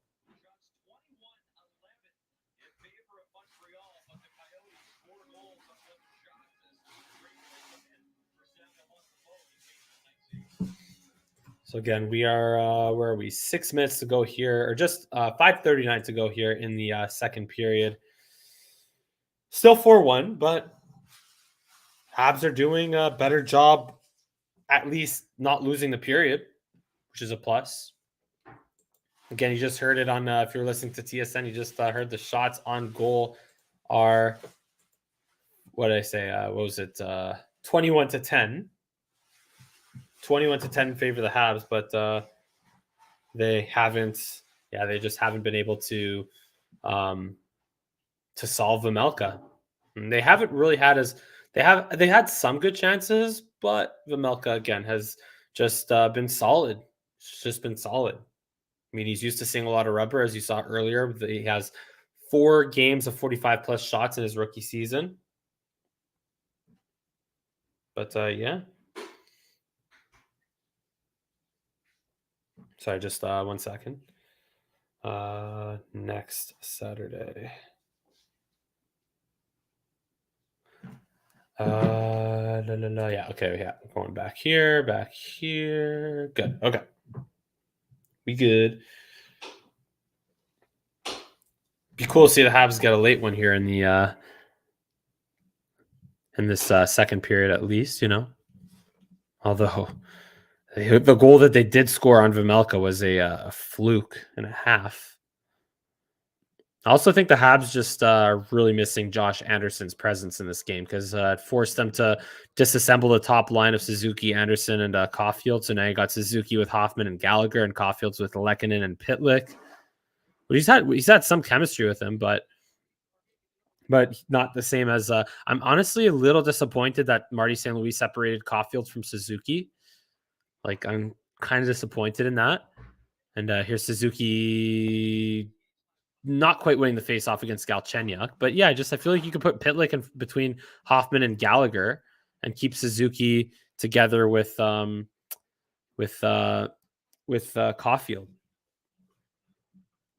So here's Corey Schuneman looking to bank it off the glass, and Hoffman gets it out to center to Suzuki.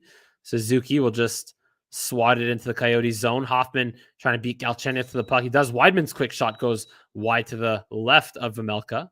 Here's Gallagher along the boards. Gallagher to Suzuki. Suzuki backhands it all the way to Weidman. Weidman drops it off for Hoffman.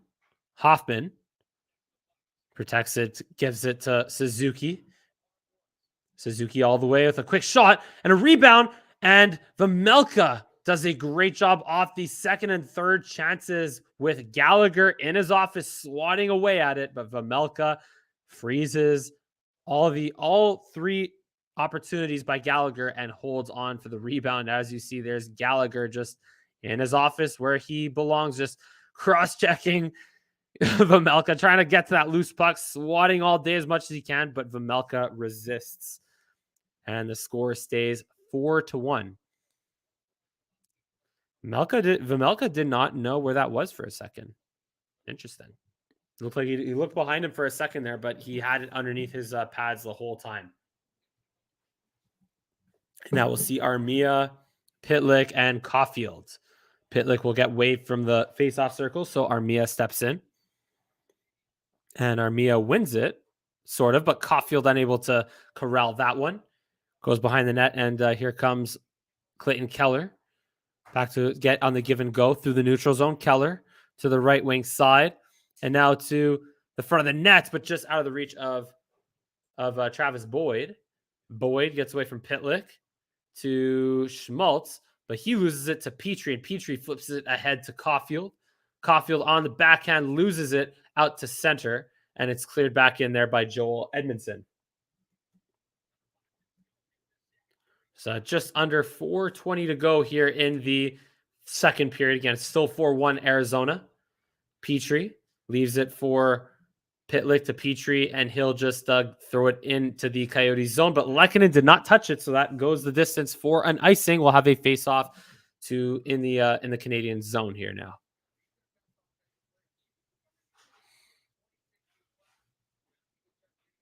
As we see, Clayton Keller has the 3rd most assists from the class of 2016 behind Matthew Tkachuk, has more assists than Austin Matthews. That's just how many goals Austin Matthews has.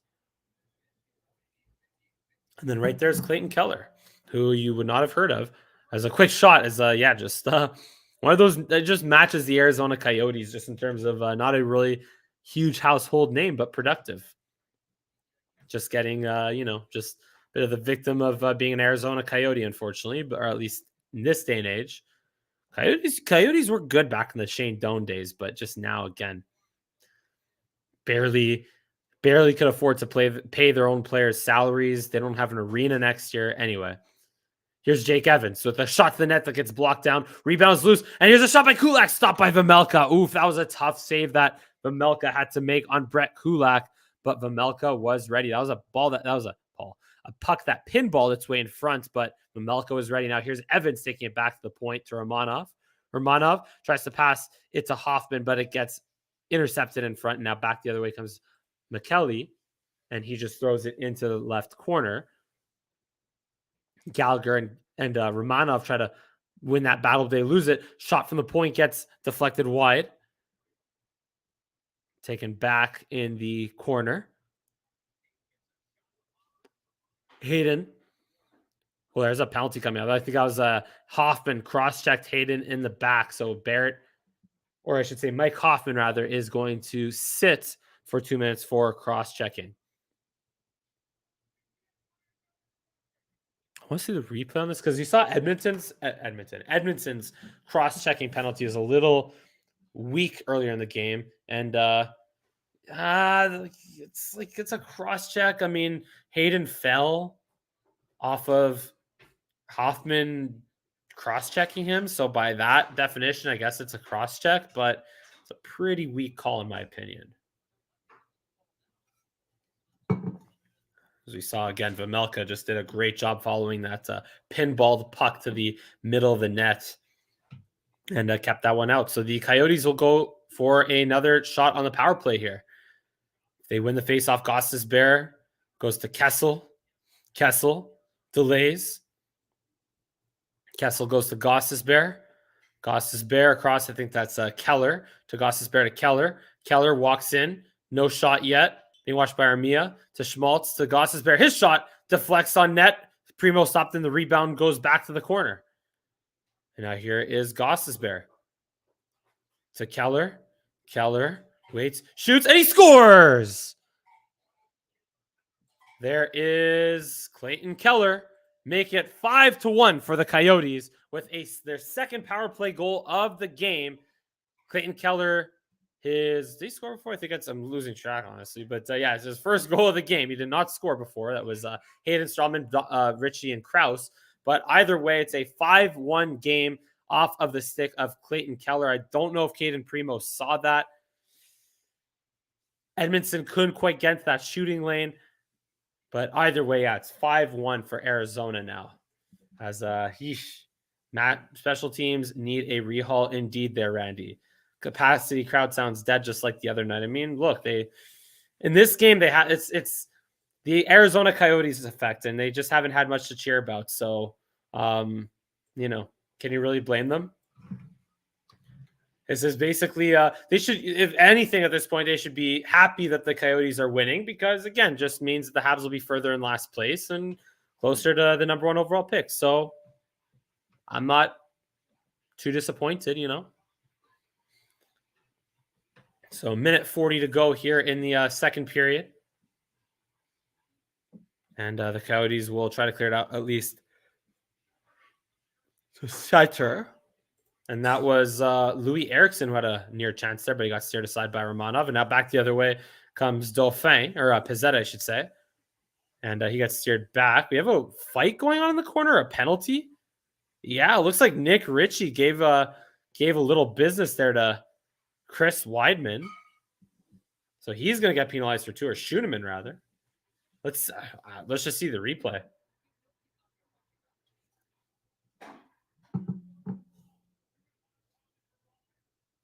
So roughing behind the play as Nick Ritchie, just on Schuneman, Weidman, and he just shoved Weidman to the ground like twice, 3 times, cross-checked him in the face. Yeah, so that's a legit roughing penalty. Yeah, so Nick Ritchie deserves all of that roughing penalty. So the Canadians will have a chance on the power play here with a minute 20 to go here in the period.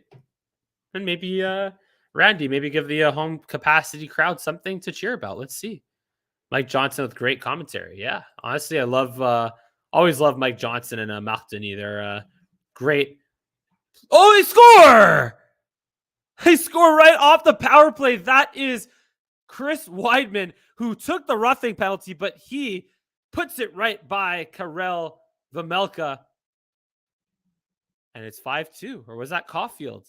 Happened so quick. I'm guessing it was Caulfield. Let's see. That was Cole Caulfield. Cole Caulfield with another goal. But now the capacity crowd, there you go, Randy. They have something to cheer about. Caulfield with the power play goal, and that was a laser and a half. I don't think there was any traffic there. I don't even think there was any traffic there. Caulfield wires in deep. Yeah, just talking about Mike Johnson, Marc Denis. Love. They're tremendous color commentators for RDS and or TSN RDS respectively. And Caulfield scores again off of the whistle. It is 5-3. Cole Caulfield with back-to-back goals in less than 15 seconds. That has to be some kind of record or close to it at least. Oh boy, Cole Caulfield, man. And guess which jersey I'm wearing today, guys? My number 22. I'm wearing my number 22. We got a hockey game, guys. It is 5-3. Caulfield puts it in the same spot as that power play goal with a beautiful move. Ooh. Oh boy.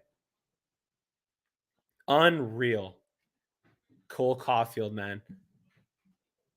You know what? He might still win the Calder Trophy. He could still win the Calder Trophy. Like what was the in never mind Canadians history, but NHL history? What were the fastest 2 goals scored by a single player? I know the Canadians record was they scored an empty net goal. This is back in 2018, 2019. It was, I think Max Domi scored the game winner, and then they scored I think it was like Deneau or someone right off the faceoff in the empty net. Back-to-back goals in like a 4-second span. But when was the last time that the same player scored 2 goals in, what was this, say, a 2-second span? No, that can't be right. That's what it says on the score sheet. Yeah. That's got to be a record somewhere. And we're over 2,000 likes on ColorCast, so thank you for your great support. Kessel with a quick shot gets blocked in front. I was just about to say, thank you guys on ColorCast for over 2,000 likes. Keep them flying in, guys, and keep up the comments on and the likes on YouTube as well, of course. As here's Galchenyuk with a late period chance to the net, but he runs out of space. Gallagher now to Petrie. Petrie throws it cross ice into the Coyote zone. And the Habs, talking about winning the period, the Habs, they won the period. They looked like they were going to lose the period, but they won the period with 2 goals by Cole Caulfield. Again, I am very curious to see this, whether that's a record. Fastest 2 goals record. Because the Habs set an NHL record with 2 goals in 2 seconds. Again, that was back in 2018. Like I said, I'd rather have Caulfield come back with a great 2022-2023 season than some trophy in an atrocious year. I agree, but why not get both, Randy? Why not get both? Cole Caulfield winning the Calder Trophy after doing nothing in the first half of the season, and also coming back in 2022-23 and having a great season in 2022-23. Why not? Why not have both? Why not? You know? Yeah, so I got to look this. So according to the box score, this is 2 goals by Caulfield in 2 seconds. Okay, there you go. They spaced it out a little bit. So it's 7 seconds now on the box score, or 8 seconds. So NHL record, I got to look this up. NHL record, fastest 2 goals by same player. Scored twice in 8 seconds. So it's Taylor Hall scoring. I think, you know what? Caulfield just tied Taylor Hall's record. Just tie Taylor Hall / Wayne Gretzky's record for scoring. Just tweeting this out. 2 goals in 8 seconds.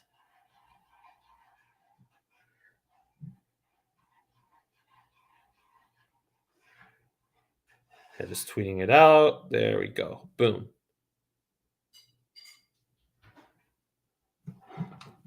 But yeah, so we're at the intermission and it's 5-3, and I gotta fix this banner in a hurry. It is 5-3. Randy, again, you're getting all the goals that you asked for there, Randy. This is gonna be the third period over here. That's it. Save. Throw that in at the bottom later. And yeah.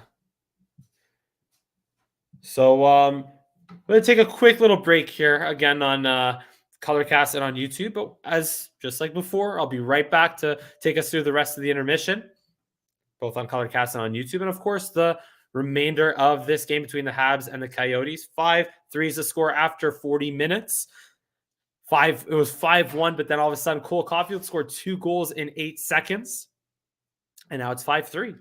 You're watching the Habs versus Coyotes here on Langer at the Mic YouTube and on ColorCast. And I'll be right back again in just a few short moments. So don't go anywhere. Stay tuned.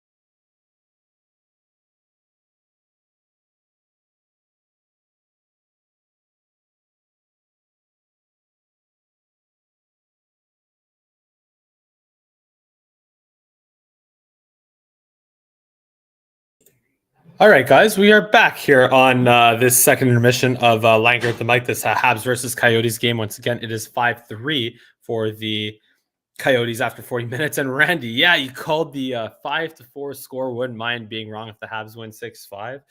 You know what, Randy? I would take the 5-4 score because that would mean that the Habs lose to the team that they are trying to stay ahead of for last place, if that makes sense.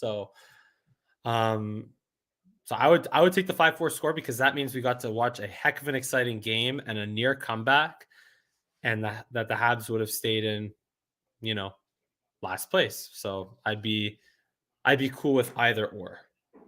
Definitely.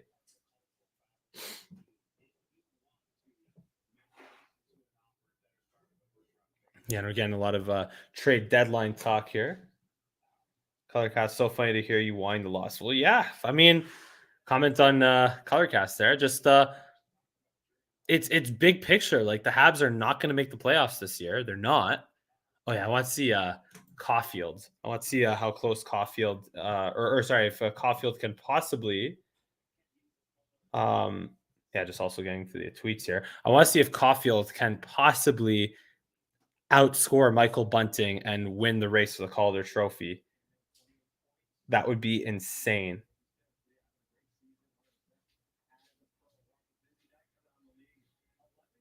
Yeah, sorry, just again back to some of the tweets here. Spot for on.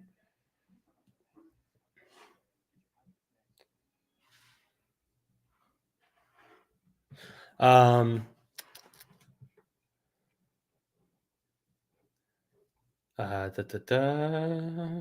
yeah, so Cole Caulfield. Let's see Cole Caulfield. I want to see Caulfield's stats in 2018, 2000 or on the season. Rookie scoring. There we go. Rookie scoring NHL, and then we'll look at Caulfield record also.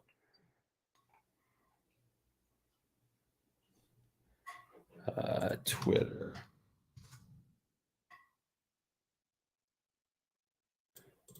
Caulfield 2 goals. So not here. 2 goals in 8 seconds is the fastest by any Habs since. Okay, according to Mitch Melnick, so Caulfield's 2 goals in 8 seconds is the fastest by a Habs since Stéphane Richer scored 2 in 7 seconds versus the Bruins.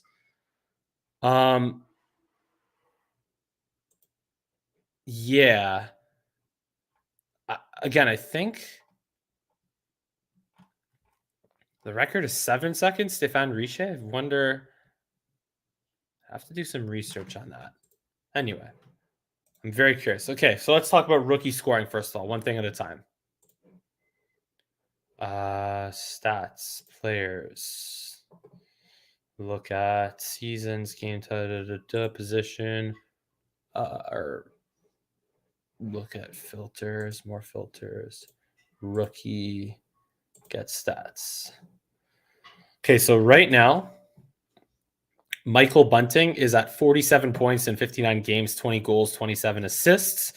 A lot of that to do with Austin Matthews, of course, and Lucas Raymond is not far behind him, 18 goals, 27 assists in 45 games. Trevor Zegras, 44 points in 55 games, whereas Cole Caulfield right now, assuming it's not updated tonight, which I don't think it is on NHL.com at the moment, he'll have 11 goals. He'll have 11 goals, 27 points in 44 games. So he'll still have another 20-ish points to catch Michael Bunting, but playing less games and doing this all in the second half of the year. Although Michael Bunting is on the Leafs, and the Leafs are, going to make the playoffs this year. Welcome back, Zach Cantrell, to the cast here. So the Leafs are definitely our playoff team, and the Habs are a last place team and a terrible last place team for the first half of the season. And they might stay in last place. But either way, the fact that Caulfield has been this good in this short amount of time with a simple change of head coach just shows you how valuable he will be to this team in the future and going forward. Caulfield game log. Yes. Fastest. I want to look up again. Fastest 2 goals in NHL history by same player. Okay, I think the one that the rookie. Okay, that's 2013. There's a goal or a rookie. Taylor Hall scored 2 goals in 8 seconds against the Islanders in 2013. Gretzky. Oh, okay, that's an Oilers record. That's an Oilers record in 9 seconds. So that's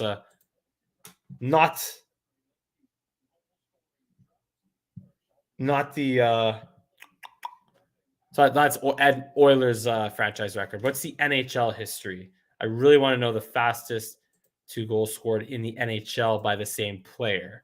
I really want to see where Caulfield's 2 goals in 8 seconds compares with Stéphane Richer's 2 goals in 7 seconds, according to Mitch Melnick.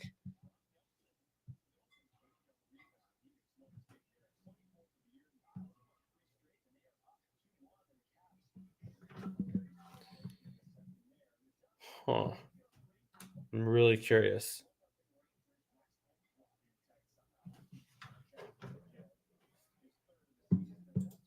Either way, we'll come back to it. We'll come back to it. So I want to spark a little debate here also for again for Colorcast and for YouTube here. Who is more worthy of the Hart Trophy? The NHL MVP, Austin Matthews or Igor Shasturkin?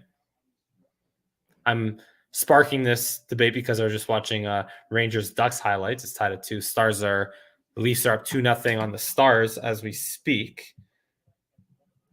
Did Austin Matthews score one of those 2 goals? Or did Michael Bunting score one of those 2 goals? Chances are pretty good. And the fact that it's 3-0 now. Huh. No. So Austin Matthews, I'm partial to Matthews, user Ivanka. Maybe because that's my brother's name is Matthew, I guess. I don't know, maybe. But yeah, so 3-0 Leafs over the Stars in the third period, which is remarkable since they have Mrazek back in net. No, they have Colgren in net. So maybe Colgren could be a guy that will move up the depth chart over Peter Mrazek with the way Mrazek's been for the Leafs. But again, who cares about the Leafs because we're not talking about that right now. But again, the reason I did go there is because I asked about Igor Shasturkin versus Austin Matthews for MVP.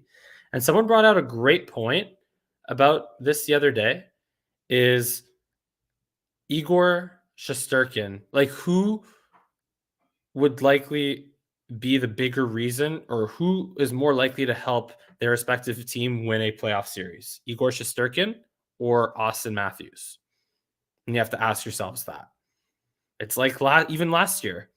Who was more relevant to the Canadians coming back and beating the Leafs, even though they trailed 3-1 in the series? Who was more relevant to that comeback? Or who was more relevant in that playoff series? Austin Matthews or Carey Price? You can argue that William Nylander was equally valuable to the or more valuable to the Leafs than Austin Matthews and almost on par with Carey Price in that series. William Nylander.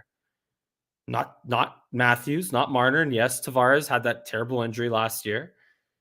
But you can argue that William Nylander was more valuable than Austin Matthews. So anyway, so that's why I think while Austin Matthews is outscoring the Leafs goaltending and defensive issues right now,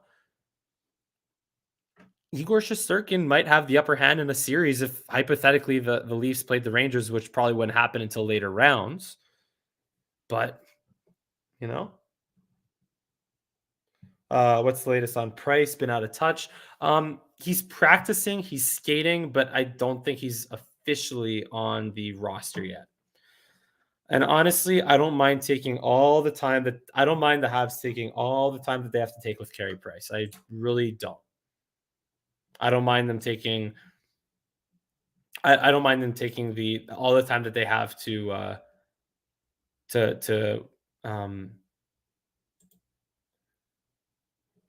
Also, by the way, the Bolts have the record for the 2 fastest back-to-back goals in franchise history. I don't know if it's NHL history. 5 seconds. Okay, so it's a new. Oh, it is so a new NHL record. Or no, okay, fastest goals in franchise history. Again, we got to find it somewhere. Someone on TSN or RDS or on Twitter has to list the 2 fastest goals in NHL history by the same player. So Stéphane Richer, again, 2 and 7 seconds. And also we're over 3,000 likes on ColorCast. Really appreciate keep them coming in, guys. Keep them coming in. Really appreciate y'all on ColorCast and on YouTube. I just said y'all. I find ever since I'm noticing myself say y'all a lot more recently, which I'm cool with. Mix it up a little bit. Why not? Yeah, just I find whenever I'm co-casting with or whenever I have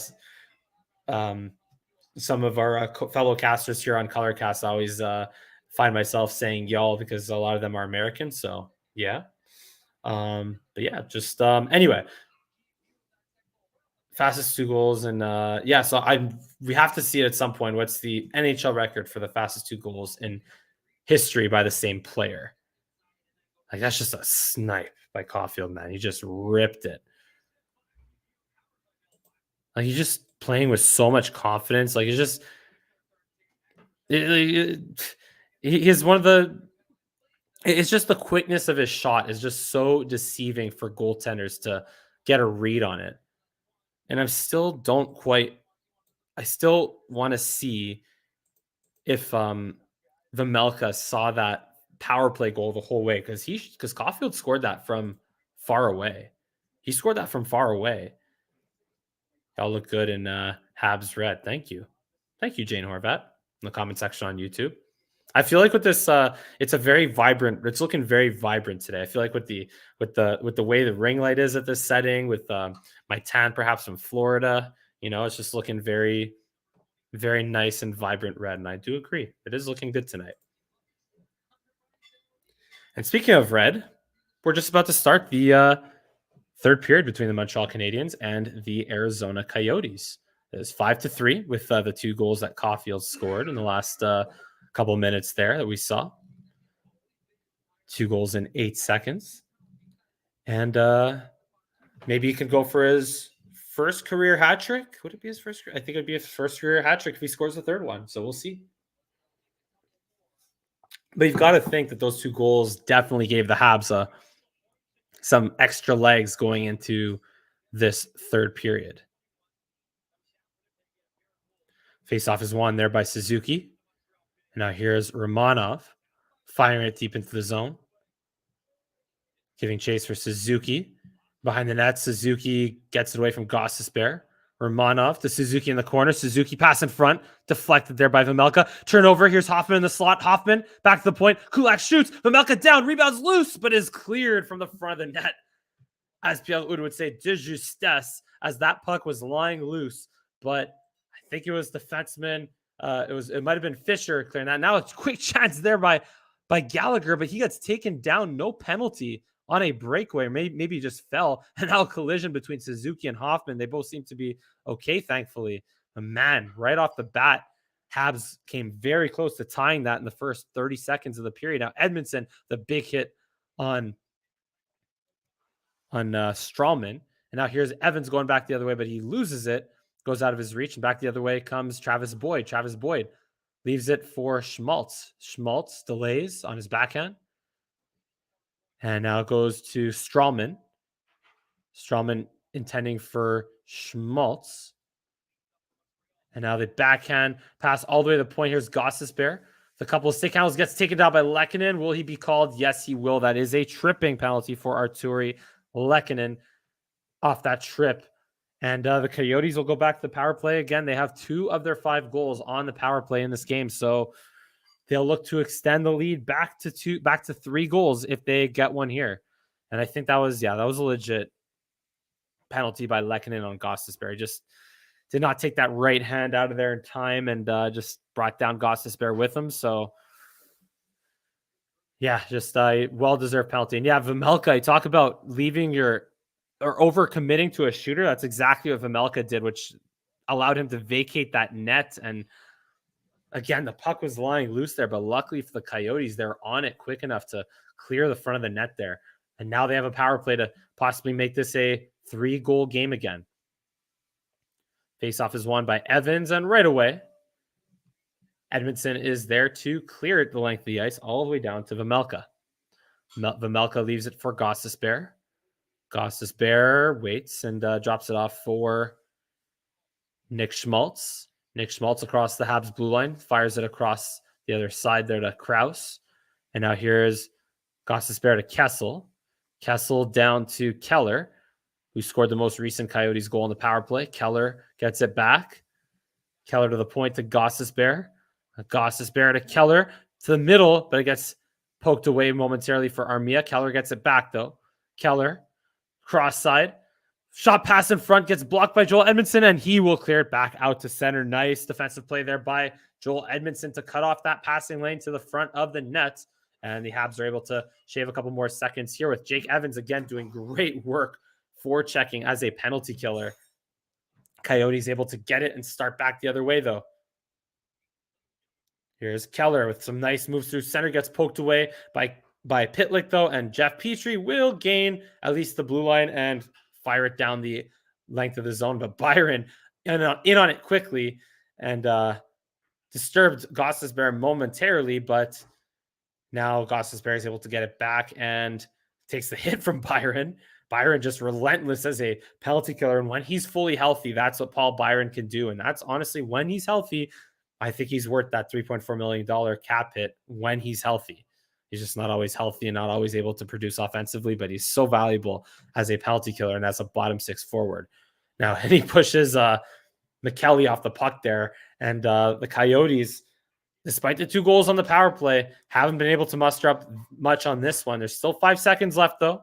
Petrie, a little confusion there with Caden Primo. Lost it momentarily, and Kulak able to flip it out, and that will do it as we are back to 5-on-5 hockey, and we have an offside at the Habs blue line. Puck comes back out to the neutral zone.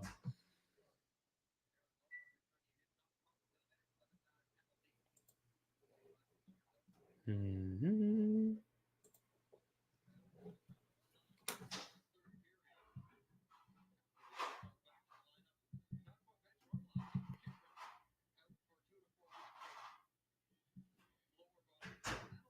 Are the Leafs blowing a lead? No. I saw something on Twitter for a sec. Anyway, face-off is won there by Arizona. Taken, though, by the Canadians. And now here comes Hoffman over the blue line. Hoffman shoots. Vimelka stopped it, but gives up a big rebound. Luckily, it goes into the corner. Here's Gallagher fighting with Hayden. Puck comes out to center, though. Schuneman back. Goes D to D to Weidman. Weidman to Hoffman. Hoffman drops it off for Gallagher. Winds and fires off the back of the leg of Hoffman. Wonder how much that stung him. It didn't seem to sting him, but Coyotes come back the other way, and they get it into the Habs zone, into the corner. There's Schuneman to Gallagher. Gallagher to Caulfield. Caulfield looking for the hat trick, perhaps. Caulfield trying to find space, but loses it there to Nick Schmaltz. And Schmaltz will come back the other way.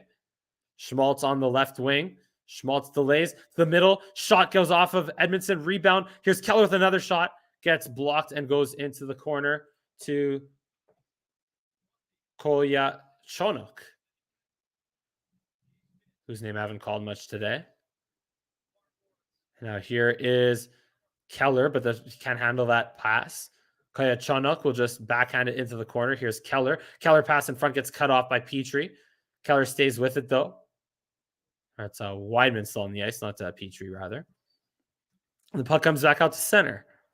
And now here is Keller will just rim it into the Habs zone. Pezzetta wins the battle and gets it to Edmondson. Edmondson across to his D partner, Petrie. Petrie out front. And now here's Ren Pitlik with a little bit of space, but he turns back the other way as it closed quickly. Pitlik tries passing it to Perreault, but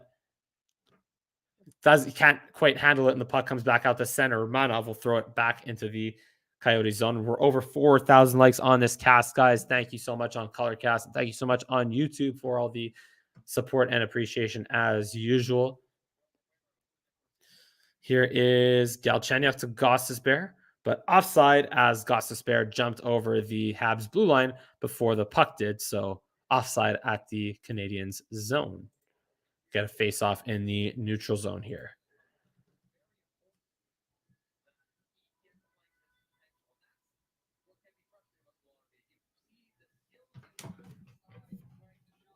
Get a little water. Got Byron winning the face-off there to Evans, to Romanov. This is Armia's 200th game as a Hab. It's a lot of games. It's an impressive amount of games. Here's Kulak jumping in the play, and he gets it ahead to Lehkonen, but out of his reach. Lehkonen could not quite handle that. It goes back out to center. Romanov on it, though. Romanov across to Kulak. Kulak waits, drops it back to Romanov, to Kulak. Kulak to Lehkonen. Lehkonen back to Kulak. Kulak will feed Evans. Evans to the net, but could not quite find the stick of Lehkonen, who was looking for the little slap pass there, or the tip in front. Perreault doing a good job in the corner, trying to battle. Lehkonen comes out with it to the point. Shot by Romanov. Rebound. And off the post. Evans hit the goal post off of the rebound that was coughed up by Vejmelka. And it stays a 5-3 game. Coyotes ice it down to the Habs zone, but not for an icing. Romanov back to take that back. That's how close the Habs came to making it 5-4. And now a nice pass by Romanov to Pezzetta. Pezzetta in front off the stick of Gallagher, but stopped by Vejmelka. Gallagher gets it back behind the net. Gallagher on his backhand now. Gallagher pass in front, but to no one. Gostisbehere covering the front of the net. And now the Coyotes will come back the other way. Here's Keller or Schmaltz over the Habs line to Hayden to Keller. Pass backhanded towards the front of the net, intended for Ritchie. Doesn't quite get there. And now we have a face-off as the puck goes out to the benches. It is still 5-3, almost 5-4. I'm anxious to see that replay when we come back. But yeah, came so close to making it 5-4. And if it was 5-4, I mean, even now it's still a close, exciting game. But whew.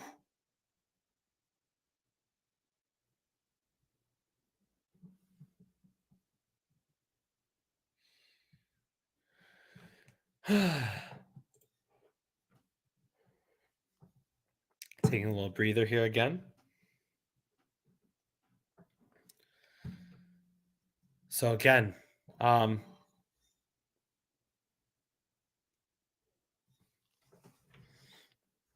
Cole Caulfield, man. Just Cole Caulfield. Put him back with Suzuki, though, honestly.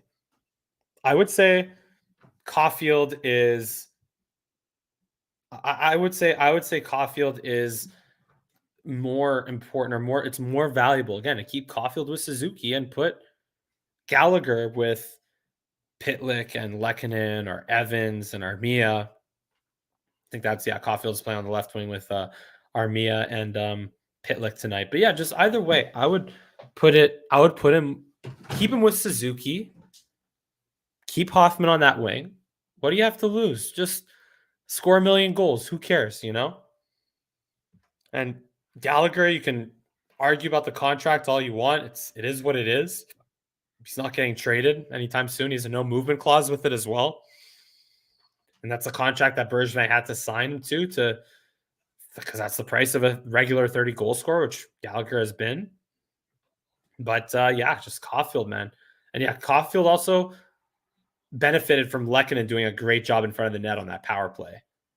Like Lehkonen literally just passed in front of Vejmelka to affect his vision at the last minute. And I think that really allowed Caulfield to really pick that corner and take away Vejmelka's ability to see that. And there are two fastest goals. So Peter Mahovlich in 1971 has the two fastest goals in Habs history, but is that an NHL record? Ooh. Just double fact check that at the intermission. Peter Mahovlich. I'll just get it going right now. Peter Mahovlich. Okay. So Habs will gain the zone now in the corner, but on it is Strawman. Strawman will get it ahead and out. Looked like it was not quite out, but here's Caulfield now on his right wing. Caulfield with a quick shot, low and wide to Vejmelka's right. Puck gets cleared out back to center. Here's Petrie with it. Petrie to Pitlik, little out of his reach, and Pitlik will go off for a change. Gallagher forechecking in on Strawman and wins the battle. Hoffman, though, his pass gets intercepted by Riley Nash. And out to center and now into the Habs zone is Kulak behind the net. Kulak across to Romanov. Romanov, nice long stretch pass to Gallagher to Hoffman, but passes behind Hoffman. That was a bad pass by Gallagher. Now Gostisbehere to Kessel. Kessel across the Habs line, but loses it. Back the other way comes Lehkonen to Hoffman, but out of his reach. Hoffman across to Lehkonen behind the Coyotes net. Lehkonen in front to Suzuki, but he got there a little bit late. Kulak shot deflected. Suzuki on the doorstep. Can't quite bury it. Rebound is loose, and Hoffman just takes a swipe and misses, and Romanov will hold it at the zone. No place to continues. Romanov shot deflects over or past the net. Suzuki's there with Lehkonen. Suzuki to Kulak. Kulak here to Hoffman. Quick shot just wide of the net. There was a space there to Vejmelka's blocker side, but Hoffman just missed. Play continues as this dangerous shift is sustained by the Canadiens. Here's Kulak with a shot from the point. Rebound is loose. It got blocked in front, and the Coyotes finally are able to clear it out to center and go for some changes. But what a shift. Multiple golden opportunities for that Lehkonen, Gallagher, and Pitlik combination there. Byron stopped at the line. Schuneman turns it over and back the other way. Here comes that McKelly. His pass in front goes off a skate. Play continues in the Habs zone now. There's a Fisher behind the net. Pass in front. Point shot is blocked down front. Rebound is loose. Fisher can't bury it. And a nice save there by Primo on the doorstep. And now back the other way is Evans. Evans puts it in the corner, intended for Byron. But Evans does a great job, gets it back to the point, though, winning the battle in the corner. Evans still with it.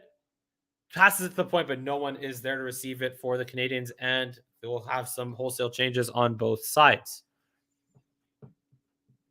Here's Jeff Petrie waiting, looking to get things going. Shots are now 34-15 for the Canadiens. And I still want to see a replay on those great chances, but we're going to have a commercial break before that. Puck is kept in at the line by Petrie. Throws it into the corner for Pitlik. Keller's on it first. Keller just flips it out to center. And Edmondson will send it back to Caulfield and over the line. Here's Gossesbear turning away from Armia. Gossesbear gets it out. And now here's Caulfield. We'll just throw it into the Habs zone. And Habs will go for some changes. Or the Coyote zone, rather. The Habs will go for some changes. And Coyotes will clear it into the Habs zone now for icing. Then just a lot of waiting. Oh, a big hit there by Romanov on Hayden. And the point shot is stopped by Primo. And the pass there intended for Dyson Mayo is out of his reach, goes all the way to the Coyotes zone. Taken behind the net. That's Nash and Kolyachonok, rather. And his pass is out of everyone's reach. It goes the length for icing and likely a commercial. So we'll have to wait to see all that, all those prime scoring opportunities on that shift. Go see some of them here. It was Suzuki on the doorstep, nearly banked it off Vejmelka's skate and in, and Hoffman just missed there. And then Romanov with a big hit in the corner. Actually, maybe we won't have a commercial break yet. I thought we were going to have a commercial break there, but it looks like not. Because we passed the 10-minute mark. Oh, yeah, because it's icing. Hello. Because it's icing. That's why. And the Coyotes will not ice it. It gets deflected at the blue line off a Canadiens player. So Romanov will take it back from Caden Primo, and he'll start things up the other way. Perhaps the Habs will manage to put 45 shots or more. I mean, they'll need 11 shots in the next 8 minutes, but a turnover there by Suzuki. Back the other way come the Coyotes. Quick shot by Galchenyuk gets blocked and kept in momentarily at the line. But here comes Hoffman on a potential 3-on-1. Here's Gallagher to Hoffman. And Vejmelka save rebound is loose, but that pass by Gallagher pinballed its way to Vejmelka off of a Coyotes skates. And luckily for the Coyotes, they're able to clear the front of the net and get at least back to center. But here back comes Schuneman. He'll just gain it, throw it into the corner. To the point now, here is Wideman with a quick shot. Glove down there easily by Vejmelka. He saw that all the way, and he will hold on for a whistle. It is 5-3 Coyotes lead, but Montreal pressing. The Habs are pressing, like I said. They've had some large deficits that they've trailed by in a handful of games since Marty St. Louis took over. I mean, they're the last place team. What else do you expect? But they've come back. Like, they've fought. They've made things interesting. They've made things exciting. It's not like they've just rolled over and lost 5-1, 6-1, 7-2 like they did or 9-2 like they did to Minnesota earlier in the year. You're not seeing that anymore from these Canadians. Even if they get down 5-1, who cares? They come back and they'll lose 5-3. They'll go down 4-0 to Winnipeg, and they'll tie it up 4-4. They'll lose 8-4, but they'll tie it up 4-4, you know? So they are exciting indeed. Exciting indeed.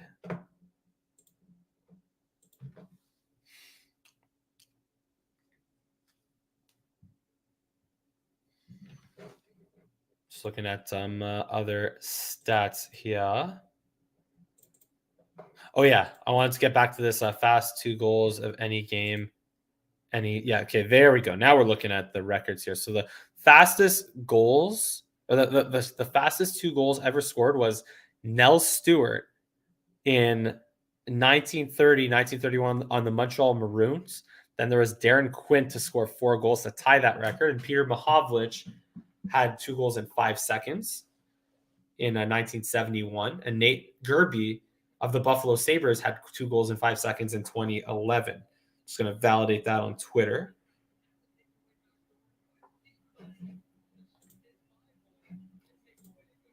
And we'll be back in 1 second here.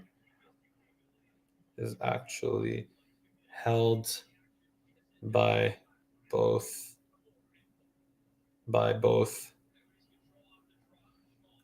Nels Stewart and okay, I'll get that. I'll tweet that later. I'll pin that. Anyway, Habs are able to win the faceoff and control momentarily, but the Coyotes come back the other way with Dyson Mayo just throwing it into the corner. It doesn't feel like the Coyotes have touched the puck a lot in this period, honestly. It really doesn't. Here's Byron into the corner for Evans. Byron gets there first. Here's Lehkonen at the point. Banked back, right back in. Evans to Petrie. Petrie shoots. Blocked down in front. Rebound is loose. Evans tries to pass it to Edmondson, who is jumping in, but now here comes a 3-on-1 led by Nick Schmaltz with a move on Petrie. Schmaltz in front, but a great back check there by Joel Edmondson to take out Nick Schmaltz and avoid the penalty to take away that chance. And the crowd is definitely appreciating that. Here's Petrie. Petrie waits, throws it ahead to Evans. Or Armia, rather. Armia lost it, and the Coyotes get it back the other way.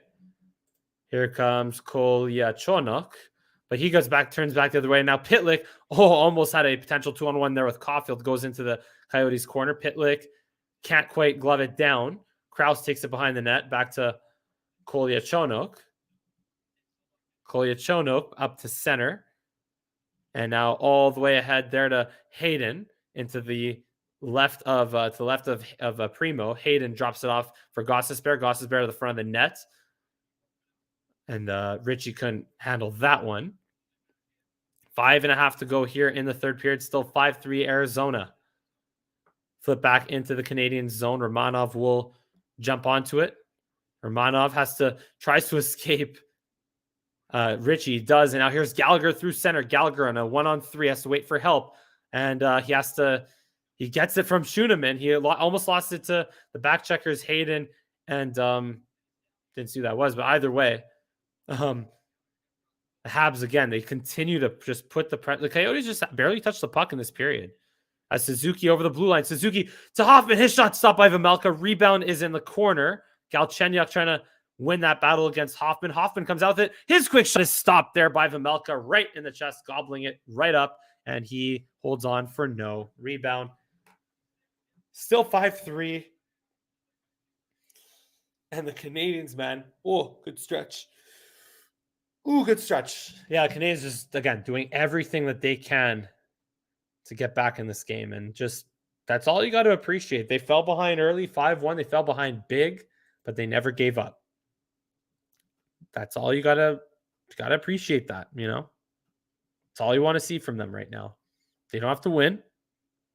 But you just want to see them play with purpose, play with fight, and you want to see their young players be the reasons why. You want to see Cole Caulfield, Nick Suzuki, guys that will be on the team next year, be the reasons why these games are kept close.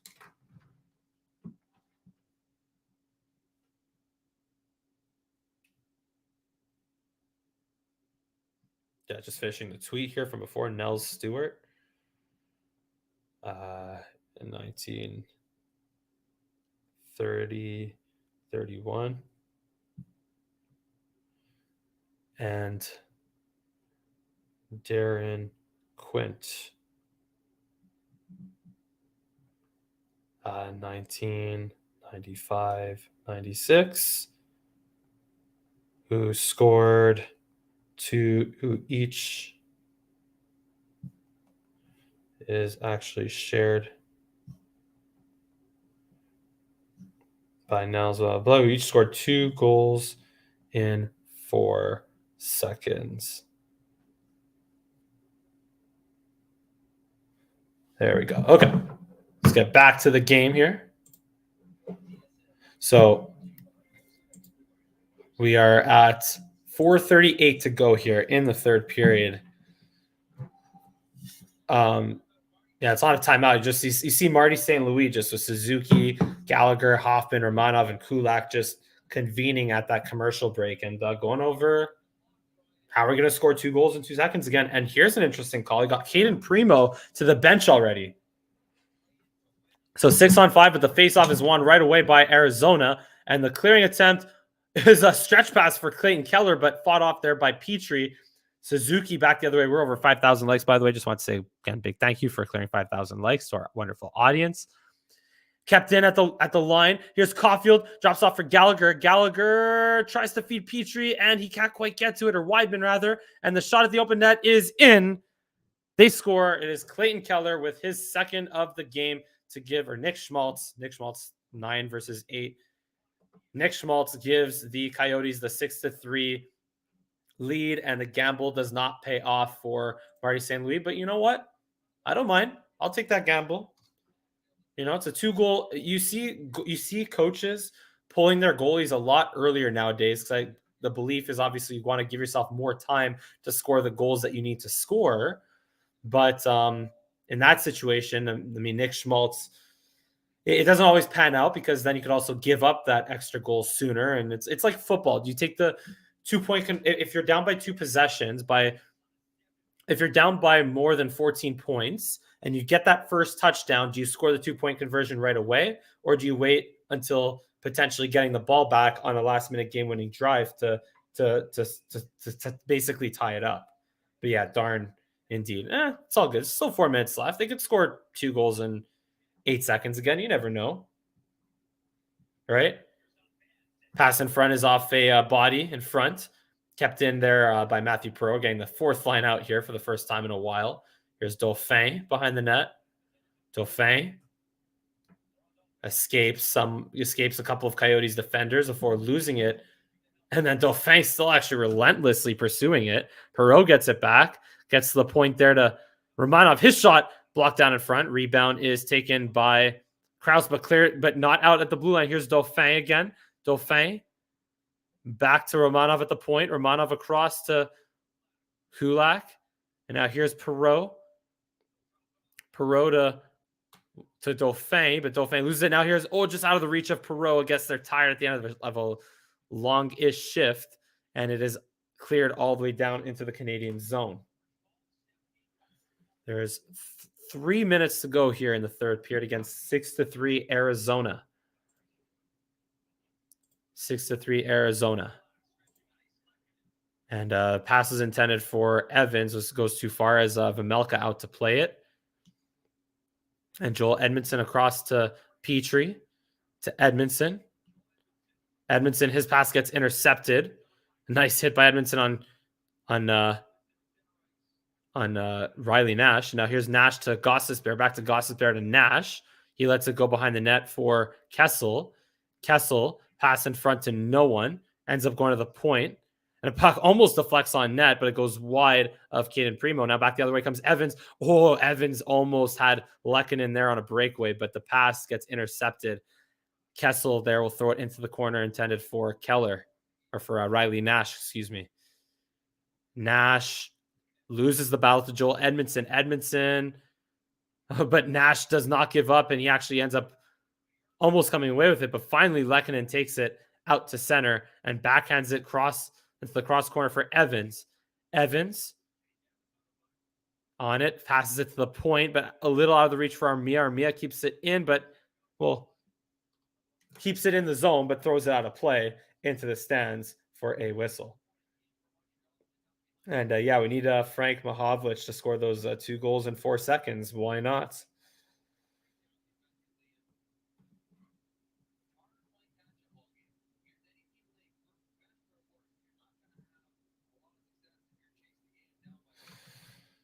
So we got a face-off to the left of Karel Vejmelka, won by the Coyotes. Again, under 2 minutes to go here.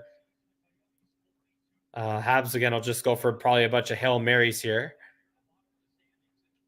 4 goals. It's 2 goals in 4 seconds. 2 goals in 4 seconds.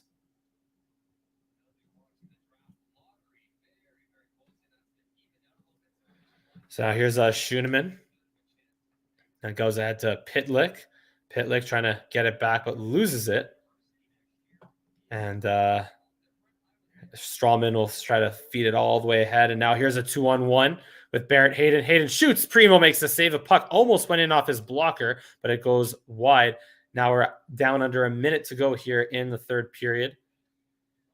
It's only the 19th shot by the Coyotes in this game, yet they've managed 6 goals.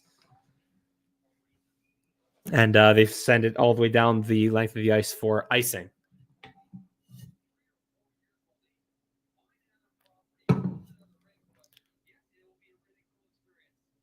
So Arizona State Arena, like what is that, 5,000 fans that they're building for the Coyotes next year? Or that they're redoing, I guess. Or it's where the Arizona State hockey team plays. Who McKin. Either way. Just, I think 5,000 fans is the capacity. So, anyway, 43 seconds to go. Kulak across to Romanov. Romanov to the nets, and it is snared down by Vejmelka, who will hold on for another whistle. Again, 37 seconds to go here. That's the 38th shot that Vejmelka has faced, or 39th shot that he has faced. He's made 36 saves out of 39 shots. And for the games I've seen Vejmelka play, he has definitely been solid. Dauphin to Romanov in the corner. Again, 30 seconds to go here. And Romanov tries to hold the line, but Kulak tried to jump up and hold the line, but he could not. Puck goes out to center. Thrown into the corner there behind Primo's net, taken by Kulak. And maybe one last rush here for Dauphin. There's under 10 seconds to go. Dauphin to Pezzetta. Pezzetta to the net. Vejmelka stopped it. 5 to go on the clock. And that will do it as the Coyotes hang on to win 6-3 against the Montreal Canadiens. Although, remember, they trailed. They won. They had a 5-1 lead at one point in the second period. And still a respectable effort by the Canadiens to claw back, who did not have much help from their goaltending. Again, Samuel Montembeault got pulled after allowing 4 goals on the 6 shots that he faced, or the 7 shots that he faced in the first period. And that was pretty much the difference in the game. Multiple breakaways. And do we have are those fans fighting with Arizona's head coach? That was weird. Those fans fighting there, it was interesting, because you had Andre Tourigny just yelling, jawing back and forth at a couple of fans there. So I don't know if that was profanity or laughs, but anyway, final score 6-3 here between the Coyotes and the Montreal Canadiens. Coyotes winning, which is good for the Canadiens because they stay in last place. And yeah, thank you so much for over 5,000 likes on our cast here on ColorCast, and thank you for all of the commentary here on YouTube as well. One last thing from Randy: don't think I could blame Sherratt for not being there. More on Monty not being sharp. Take the loss. Exactly. I don't know how. Yeah, I guess you could. Maybe Sherratt would have not allowed 2 or 3 of those breakaways to not happen. I don't know. And thank you for thank you for the love there in the comment section. Great job. Thank you for just a great job on the cast, and great job from our audience as well. But yeah, we're gonna wrap it up here. Final score: Coyotes win 6-3. You've been watching this coverage here on both youtube.com/Langer at the mic and on ColorCast. Thank you for tuning in, and I look forward to seeing you guys next time.